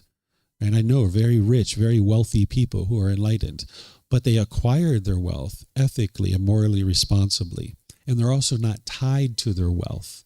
They're willing to share it and practice generosity with the people around them. They're not tied to that money, and they're not forming their emotions and their feelings based on that money. Mm-hmm. That's one of the big misunderstandings about the path to enlightenment. People think that maybe everyone needs to sit around in a cave and be poor and, Yeah. eat ramen noodles or something. My second question is on the practicing generosity. Should we be doing it indiscriminately to everyone? And what happens if the other person might be taking advantage of that generosity in some way, and you're like, actually, it's not wise for me to be generous with this person because it could actually be harming them if they are, for example, not good at managing money or something. Okay. Yeah. Yeah. So you never do anything indiscriminately. Because remember, to get to the first stage of enlightenment, you need to pay careful attention to all your decisions, right? You need to pay careful attention, even when you practice generosity. The Buddha gives you guidance on practicing generosity. He explains to you about making wise decisions. All of his teachings are based in discernment and wise decision making. So you always would like to make sure that you're practicing wise decision making, including with your generosity. Because wherever you practice generosity, those people are now experiencing the benefit of that. So that's why when you came, remember we were talking about the orphanage and you had a little bit of concern before we went. And I was like, don't worry, I've already looked at this, and these people are in need of this, and they're not doing the whole tourist thing and just having tourists come through and drop off things. So you saw that for yourself. You independently verified that, right? So you always would like to make sure, no matter what you're doing, whether it's generosity or anything else, that you're always practicing discernment. And the Buddha teaches that if you're going to make offerings to people for merit, that you would be wise to practice where you're making offerings of someone in one of the 4 stages of enlightenment, or practicing for the realization of one of the 4 stages of enlightenment, because that way they're practicing the teachings very closely. So you need to spend some time with somebody, right? If you see someone who's a teacher of these teachings and they're using profanity and they're being abusive and they have harsh speech and they're getting angry and frustrated when the toilets are blocked up and things like that, if you see this anger and frustration coming out of a person, then you know that they're not practicing the teachings very well. If you see them using drugs and alcohol, well, if they're practicing to eliminate those things, but yet they're doing that stuff, or they're gambling or stuff like that, your resources are going to go to those kinds of things. So you'd like to be sure that you're practicing discernment with your generosity. Now, when you're practicing generosity with the public at large, not necessarily the temples and teachers, same thing. You'd still like to be practicing discernment about where you're sharing your generosity, because people can get attached to your generosity. They can crave it. So if you're regularly giving somebody money or resources, they can get attached to it. So like that orphanage that we go to, I go there twice a year, in January and August. And that means all the other times of the year, they're going to need to find someone else that can support them, right? I don't have this obligation that I'm the one who has to make sure they have all the resources. Because if they're always coming to me for resources, then they never stand up on their own 2 feet, and they don't have other people to be able to get resources from. You can't feed somebody out of hunger. It's not possible. If somebody is hungry, you can't feed them out of hunger, because if they get attached to us for their food, then that means they haven't truly gotten out of hunger, because we are impermanent in their life. And as soon as we go away, they're still hungry. So you can't feed somebody out of hunger. So when you're practicing generosity, you can help people, but you would like to spread your generosity in multiple places so that people also have other ways to stand up on their own 2 feet. The whole reason why that person is struggling, you can understand from dependent origination, that it's from a lack of wisdom. That ignorance, that unknowing of true reality, that's what causes all the difficulties and struggles in the world. And there's no amount of food that I can give this person that's going to get them out of that hunger. That's why you can't feed someone out of hunger. But we can feed people to a certain degree in order to help them to sustain their life for a bit more, to be able to then cultivate wisdom. There needs to be some aspect of cultivation of wisdom in order for that person to get out of hunger. That's why we can't feed them food to get them out of hunger. They need to eat and digest the teachings to cultivate wisdom. That's what's going to get them out of hunger. In terms of somebody who would take advantage of your generosity, it's not possible for someone to take advantage of your generosity, because if you're making an offering wisely with discernment, and you don't have an expectation of what this person should or shouldn't be doing, now you are making decisions based on your own discernment, and you have no expectation of what they should or shouldn't be doing, and you're making wise choices of where to send your generosity.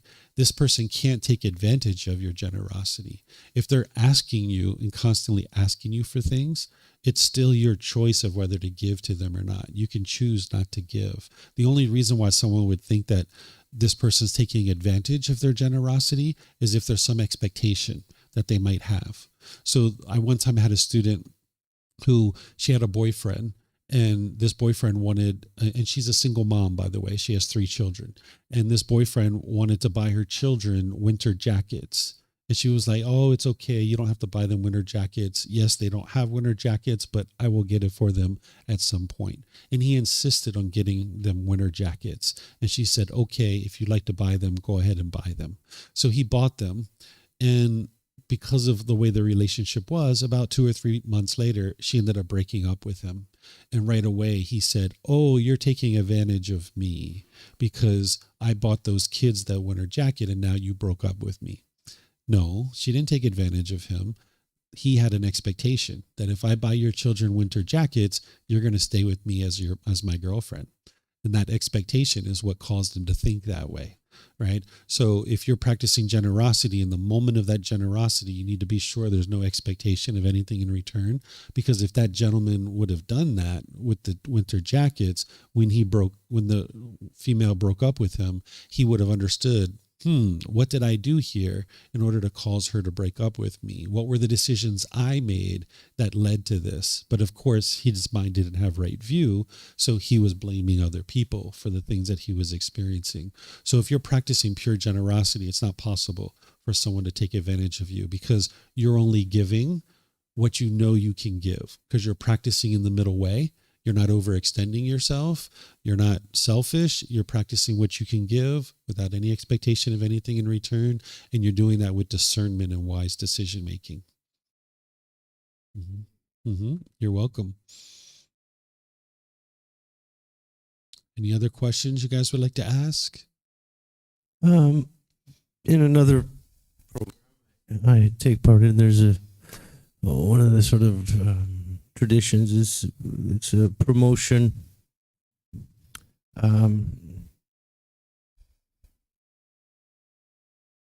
Thank you. Attraction rather than promotion. Basically, you're not advertising. You're not trying to draw people in. It's just sort of they see what do you got. Hey, I want this guy. What do you feel about like when you're starting out, or even you trying to bring people to this? People suffering all around us. People we know, friends.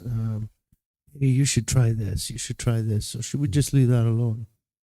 All you can do is make an offering and informing people what's available, and then they need to make the decision of whether or not to step forward. So that's why you'll see me. I have a website, but that's something that someone needs to choose to come visit, right?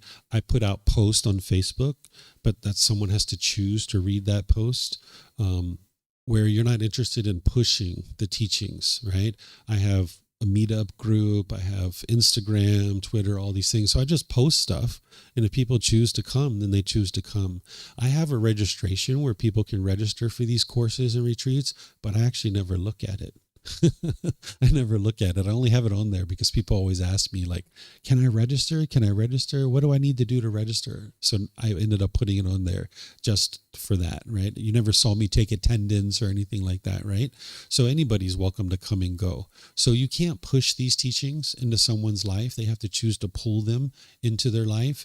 And you can be skillful with people. Like if you see someone struggling, a family member, a friend, something like that, you can be like, there's something that I learned in Thailand that would be really helpful for you. And they're like, really? What is that? Now there's an open door, right? But if they just aren't interested, then you just don't share. If you have a craving to share and they don't want to hear what you have to say, you'll be frustrated. That's your craving for permanence. So you need to be sure if you're going to offer to share that you don't have a craving, because sometimes they're going to say yes, what do you got? In other cases, they're going to say no, I don't want to hear what you have to say. And that's not because they disrespect you or that they think you're a bad person or you're not an important person in their life. It's just in that moment, they're not interested in hearing what you have to say, because we're going to learn in one of two ways. Either someone's going to share with us information and then we're going to cultivate wisdom through that, or we're going to struggle through that experience ourselves and we'll cultivate wisdom in the process.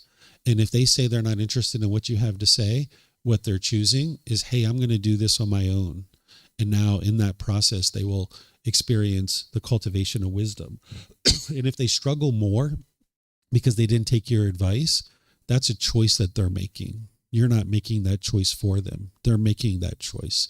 And you just need to make sure you're not attached to them, because when you see them struggling, you will get painful feelings when you see them struggling. But you can't stop them from struggling. Only their own decisions to cultivate wisdom will stop their struggles. All you can do is offer it to them.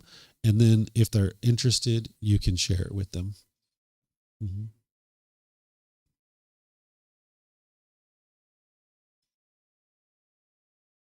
Thank you, teacher. Bear with me with this question. Mm-hmm. So just, living life, I have an attachment to something. Something enters the mind. I see something that's, pleasurable. I attach to it. There's a craving there. It develops into it. Then there's the sensation in the body. It will develop into a feeling. And then if I don't cut it off and let it go there, then it will turn into a full-on feeling. And then it will turn into eventually a mental object, unless I cut it off, which is the 10 fetters. It will feed that mental object. It'll feed because that the mental object. objects are already there. Okay. And then, so now I will have, when I notice this happening in the mind, it'll be sometimes multiple fetters. It could be, sensual desire, ill will, conceit, something. I could have all three at once. How do you work?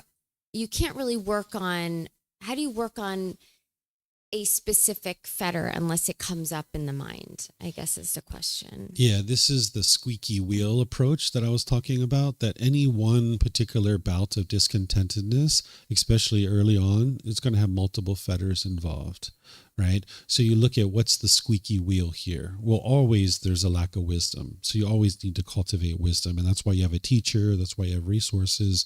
You can reach out for help to be able to cultivate wisdom.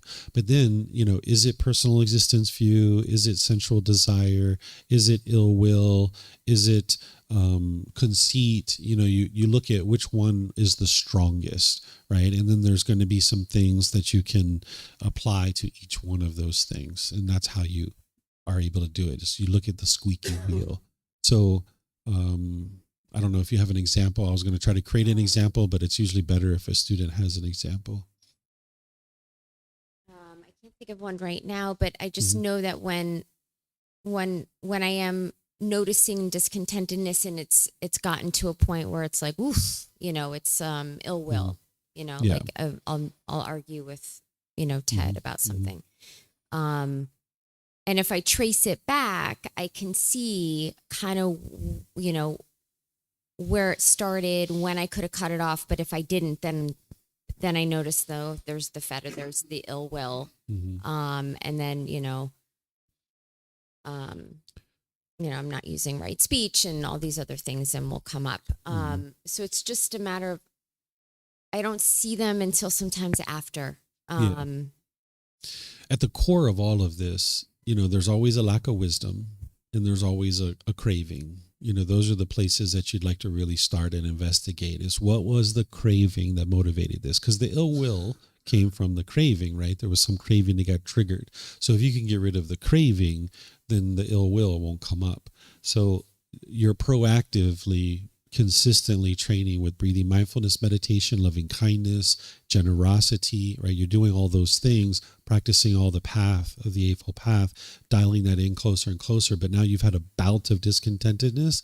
Now you look inward and say, what are the cravings here? What is the mind longing and yearning for? And then put together that plan, right? Because you're using the discontentedness as the red light on the dashboard of the car. And now you put together a plan. How do I get rid of this craving? And if you can't figure that out, you can reach out and I'll help you. But if you get rid of that craving, then that's going to immediately help you to knock down some of that ill will. I had one actually come just, I wanted attention. Mm-hmm. I wanted Ted to pay attention to me. Mhm. It's just embarrassing to even say. Ted, no. Yeah. And you know, he wasn't I should say he wasn't giving me the attention that I was desiring in that moment. And so then the ill will came up. I got irritated, annoyed. Okay. And then the attachment was personal existence view, right? Like there was this, I want him to pay attention to me. And then, so there was a bunch of fetters going on. Yeah. They were all sort of firing up. That one, the strongest one, is sensual desire, because you're wanting this contact Yeah. from Ted. You wanted to see, hear, I don't know about smell or taste, maybe contact with the body, right? So there's sensual desire there. So that's where, when you see that you're wanting that attention, that's where you need to take the mind, and that's the pleasantness that you're looking for. Remember, I shared with you, anything that you're experiencing pleasant feelings with, you're going to need to distance yourself from it. So where you see you're longing, yearning, and wanting that attention, you take the mind in the opposite direction. Hey, Ted, I'm going out for a walk. See you later. And then you just go out for a walk. Well, right? that's kind of what I ended up doing. Good. But there was, it sort of like, I didn't cut it off Mhm. when it became a bodily sensation. And then I was just like, I had to walk away. Yeah. Yeah. So you need to catch that sooner and sooner, and then you'll know what the answer is now, because that's going to come up again, Yeah. right? It's still there. That craving's still there. So when you're noticing you're wanting attention from Ted, he's not the problem. He hasn't done anything wrong, right? So you just take the mind in the opposite direction, which is go out by yourself. Go to the mall. It's just like when I had the phone, I was only supposed to be out for an hour and a half. I extended my time out, right? So go out for longer. When you go to your yoga class, don't just go to the yoga class. Go to the mall, go to get a massage, go do other things, spend more time away. So you're going to need to do that to be able to liberate your mind. And then ultimately, when your mind's liberated, you guys can just hang out and have a good time and whatever. You won't have to think about these things. But when you're in this period of time of training, you're going to need to be very conscious about this, because your mind wants that TED fix, right? It's like a drug. It's like an addiction that the mind has, and it's trying to get its fix. And you're trying to take it in the opposite direction. Okay. Thank you, teacher. Mhm. Yep. You're welcome. Any other questions?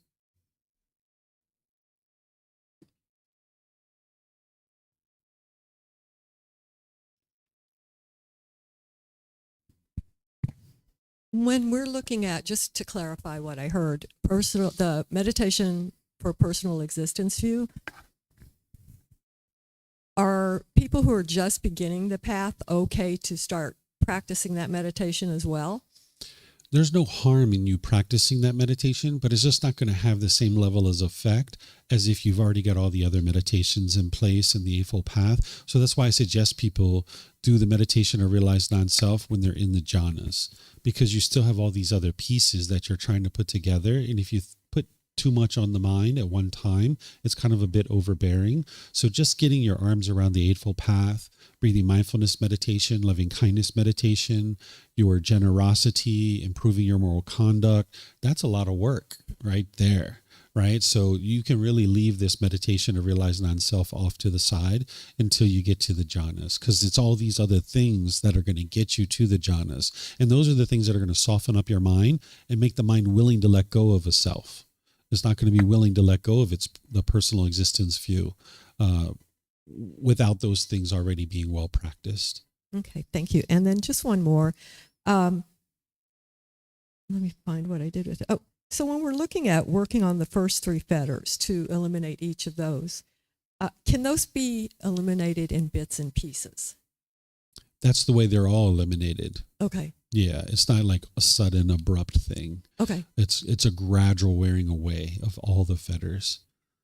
Thank you. Mm-hmm.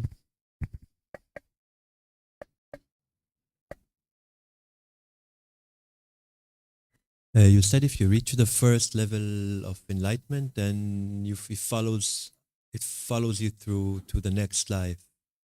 Does all your spiritual advancement follow you? Do you take them with you to the next reincarnation?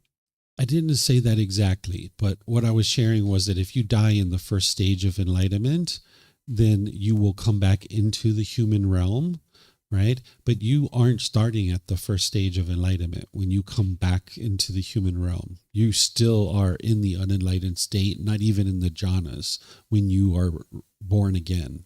And now that individual will more readily find their way back to the teachings and more easily be able to get back to the first stage of enlightenment, but you're not where you left off from the previous life.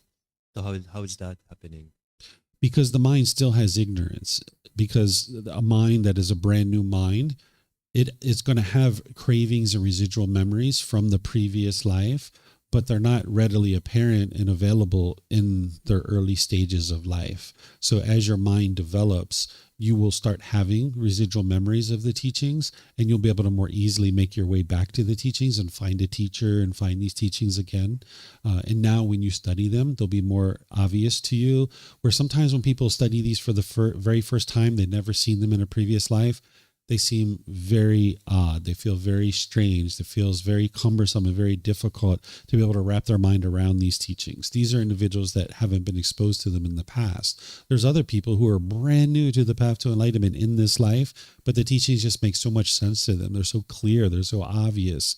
And those are people that are most likely studied the teachings in a previous life, and they have residual memories from their previous lives. So that's how it's working, is that these cravings or residual memories are from one mind to the next, and this new mind has the cravings or residual memories from the previous life.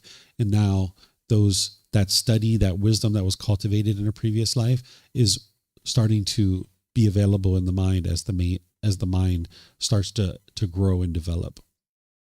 Because you said 7 lifetimes, so it does follow you, and it follows you in some subconscious state. No, you're misunderstanding. What I was saying was that you will have a maximum of 7 lives. That if let's just say you've never studied these teachings ever before in any of your previous lives, and now let's just say you've studied the teachings, and in this life or in this particular life that I'm talking about, you've gotten to the first stage of enlightenment. If you've died in that stage of enlightenment, you will come back again into the world, into the human realm.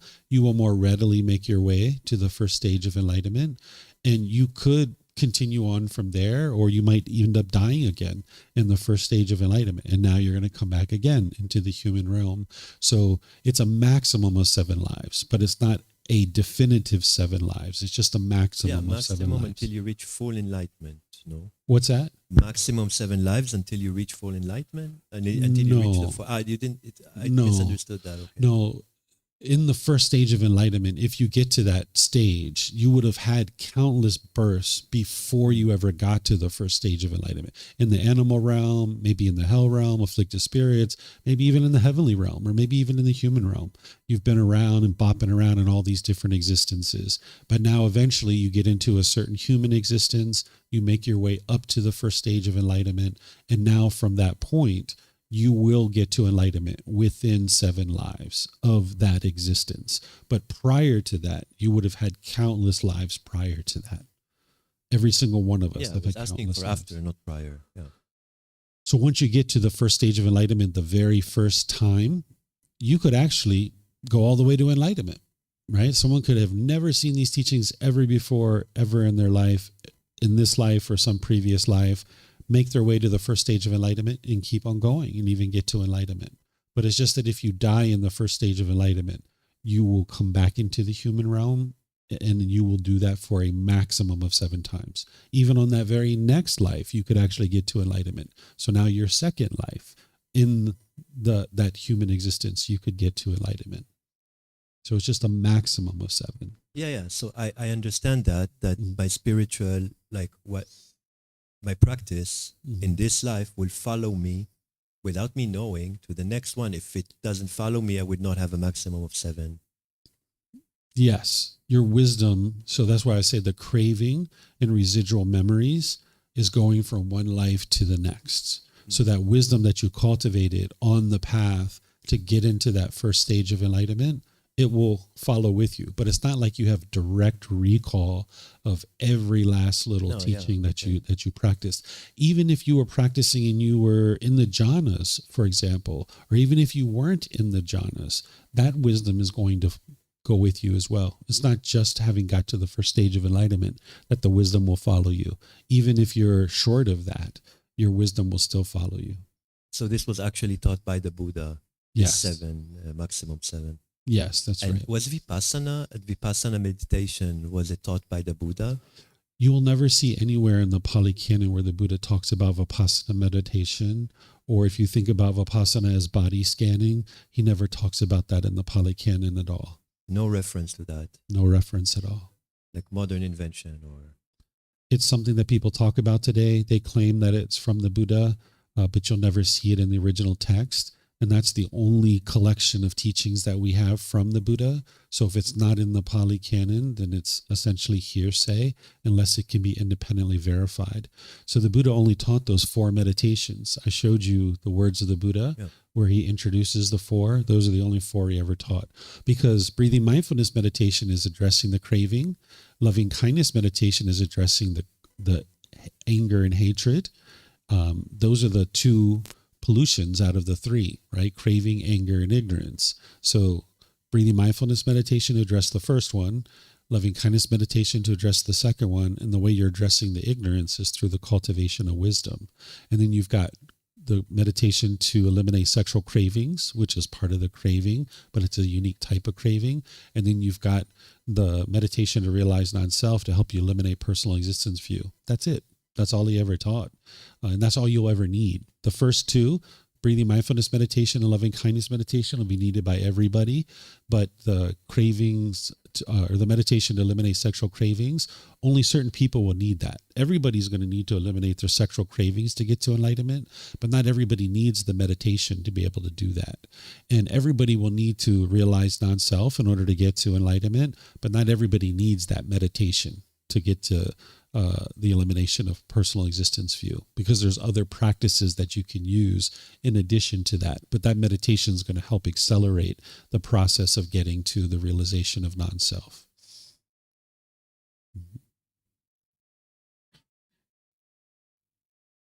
Anything else? Yep.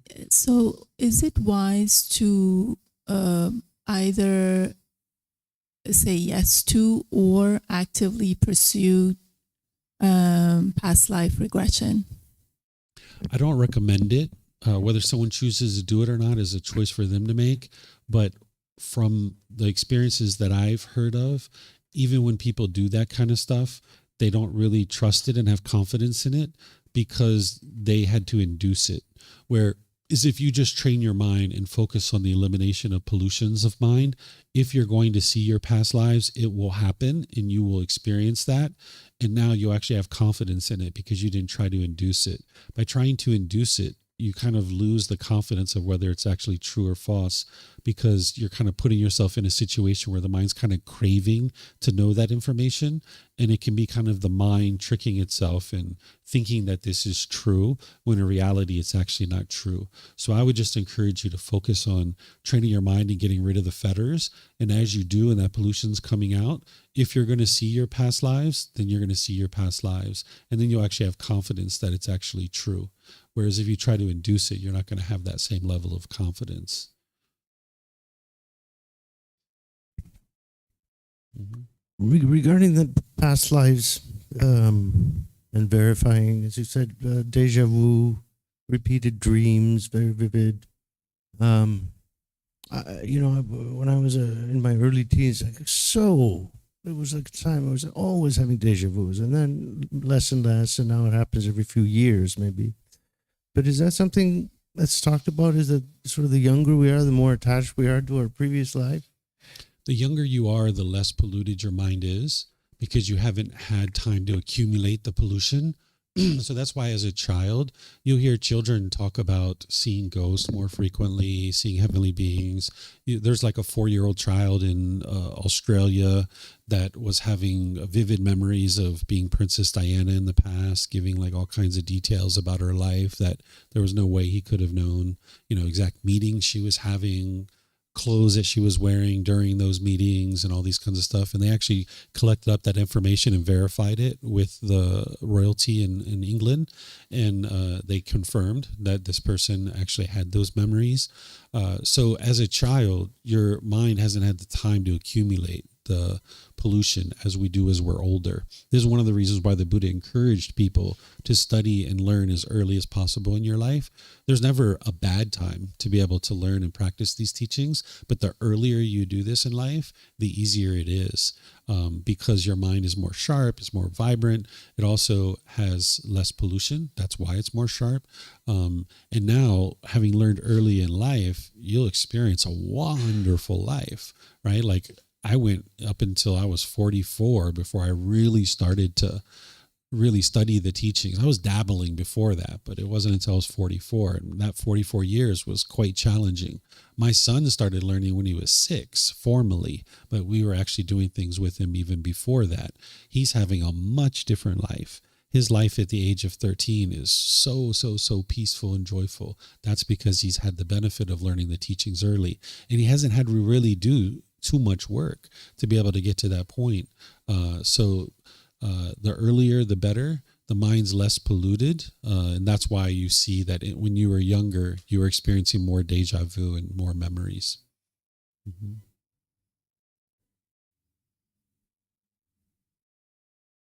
Hello. Yeah. So,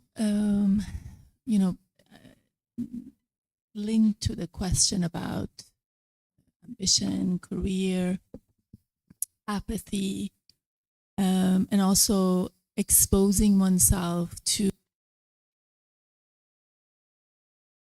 Your mic went out. I think the frequency is just dropping out. It seems like the batteries are working fine. I think the farther back, the frequency just drops out. Yeah, I think if you sat right there, they probably work just fine. Mm-hmm.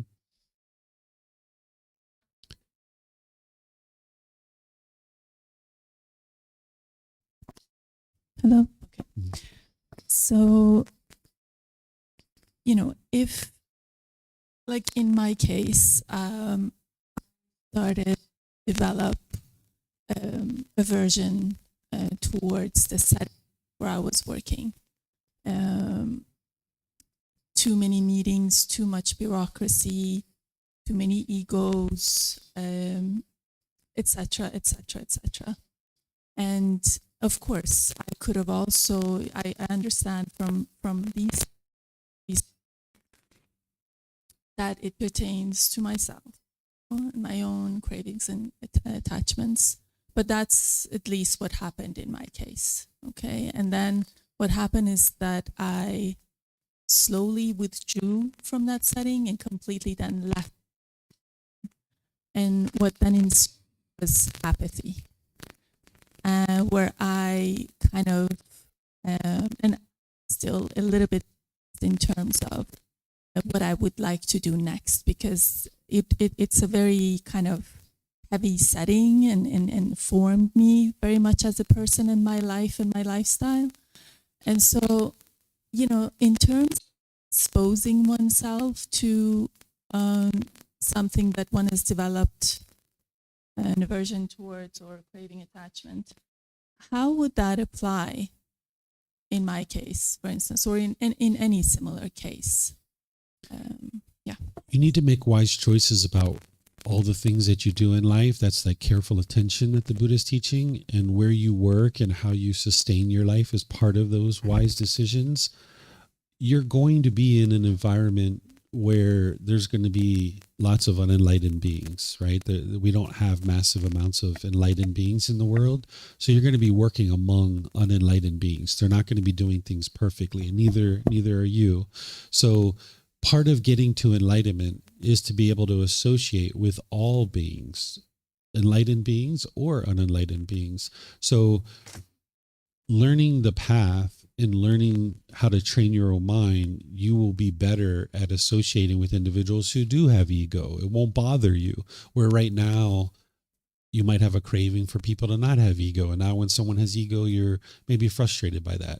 Or maybe you would like somebody to speak a certain way. And if they speak in a certain way that you don't like, you're going to be frustrated with that. So as an unenlightened being, you have so many cravings that sometimes people think the way to solve the stress in this work environment is to just go to another work environment, where there's going to be things in that environment that you don't like also because of cravings that you have.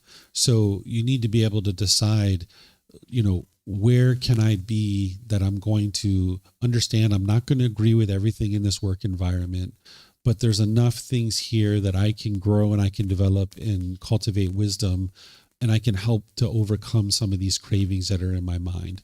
And part of, like I said, getting to enlightenment is to be able to be comfortable around unenlightened beings.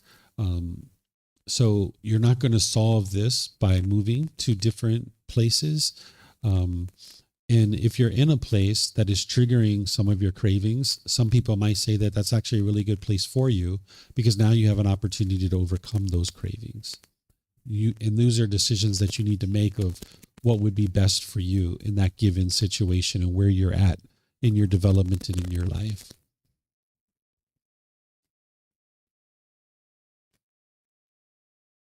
Okay. No other questions? Okay. So maybe I can just have a final word to talk with you guys a bit now that we're at the end of the retreat. If nobody has any questions, are you guys okay with that? If I just take the last few moments to share some things with you guys?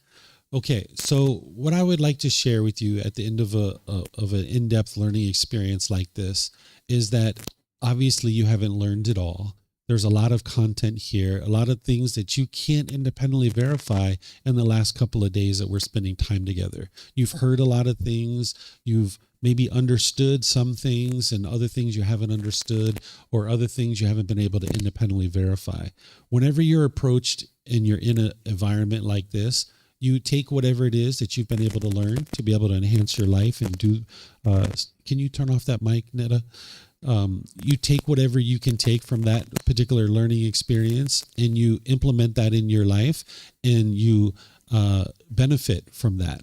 The things that you've been exposed to that you haven't been able to independently verify, there's a time and place for you to independently verify those. And now might not be that time. Maybe you just take the things that you have understood and you implement those into your life and you get the benefit of those. The things that you haven't been able to independently verify, there's a time and place for that. The things that you just haven't even understood and just like, whoa, that's like really far out there, I don't know about that stuff. You just approach that at another time. So you need to be able to understand that when you're going through an event like this, you're not going to understand it all. You're not going to be able to independently verify it all. Nobody's coming out of this retreat in the first stage of enlightenment. It's just not possible in 5 days.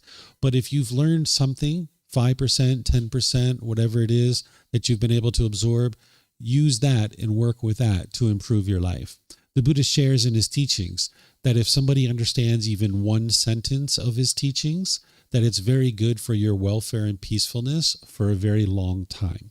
And I suspect that out of all of you guys, you've understood more than one sentence of his teachings. So work with what it is that you've learned and understand there's a time and place to be able to independently verify these other things and understand these other things. Whenever you sit down at a big meal and you've eaten a big meal and your stomach's gorging with a lot of food, what do you usually do? He said, have a cigarette for all of you guys online. That's not what I was thinking about, Boulder. What do you usually do if you've had a big meal?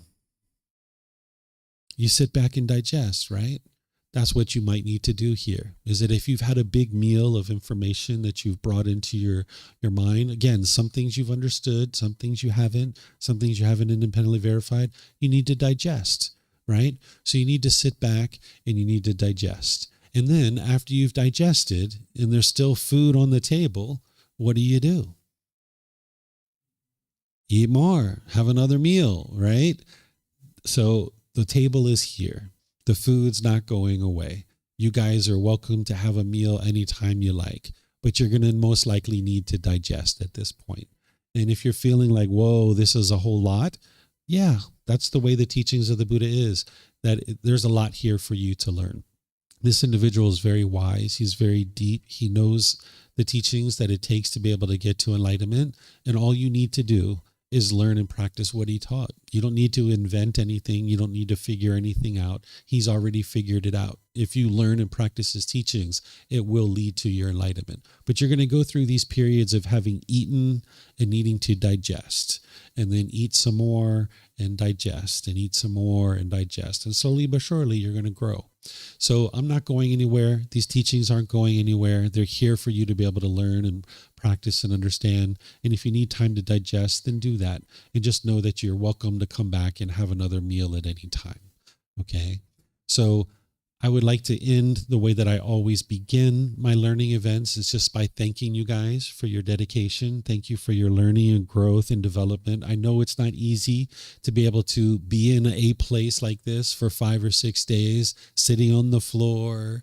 Maybe bathrooms aren't working. Maybe you're not eating food the way you used to eat. Maybe you didn't have as much time to eat when you were normally eating. But this is all the impermanent nature of the world, and I just honor and appreciate your dedication and diligence to be able to learn and practice and be in an environment like this where you're doing that hard work to confront some of the things in your mind that you currently think about the world, and hearing things that are completely different than what you currently think. So thank you for your dedication to your own growth and your own development, because it's helping you, it's helping those close to you, and it's helping all of humanity become a better, warmer, kinder, more loving society. So thank you for that dedication. And anytime you need help, you're more than welcome to reach out, and I'm here to help you. So have a very lovely and wonderful rest of your day, whatever you do. If you're going to attend Judy's in the community's potluck and community feast, they're having that today at 4. We have our game night at 6. But if you're just going home to rest and relax, or whatever it is, maybe you're going out to have a cigarette, enjoy your cigarette boulder, whatever you chose to do. But just know that there's help for you, that these teachings absolutely lead to the place where the Buddha is describing, and there's no reason why you can't get to the same mental state that the Buddha got to. And then lastly, one little thing is up here in this little tub, I have pictures of the Buddha that I would like to give you guys as a gift, if you guys would like this.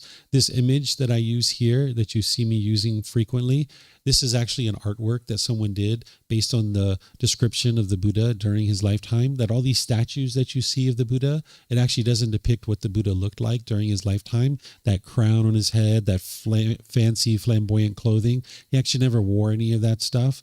That the people who made statues of him, they didn't start making statues until 200 or 300 years after his death. So they didn't understand what he looked like because they didn't live during his life. So I like to actually humanize a Buddha, so you can see that a Buddha is human, just like you and I. And if you guys are interested in having a picture of the Buddha to hang up, to place, maybe it reminds you to meditate. Maybe it reminds you to use some right speech. Or maybe you'd like to give it to someone else. Maybe there's been a housekeeper or a certain food server in one of these restaurants that you'd like to give it to them. You guys are welcome to come up here and take one of these, because I think it's very important to humanize a Buddha. Because if you prop the Buddha up really high and think he's so vastly different than you, then you might think that enlightenment is unattainable for you. But if you think of the Buddha as a human being just like you and me, and you humanize him, then you can see just like he got to enlightenment, you can too. Because a Buddha is just like you in terms of they have a personality, they have a character. The difference is they've purified their mind and they've been able to experience this enlightened mental state. I guarantee you a Buddha farts, picks their nose. They do all these things. How else can you get these boogers out of the nose? Your finger is the very best thing to do that with, right? So a Buddha does all the same things that you do, right? They've just trained their mind and purified their mind to get to the point where they're not causing harm to others and they're experiencing complete peacefulness and joy. So if you'd like a picture or more, you're welcome to take as many as you like. Keep them for yourself, give them away to friends or family or other people. It's just my little gift to you. But understand the true gift that I've been giving you all week long is the gift of the teachings. The gift of the teachings is way more superior than any kind of material gift that I could ever give you. But I would like to give you a material gift that maybe it's something that will help remind you to practice the teachings a bit. So whatever you do, have a very lovely and wonderful rest of your day, and perhaps I'll see you next time. Sawadee-kap. Sawadee-kap.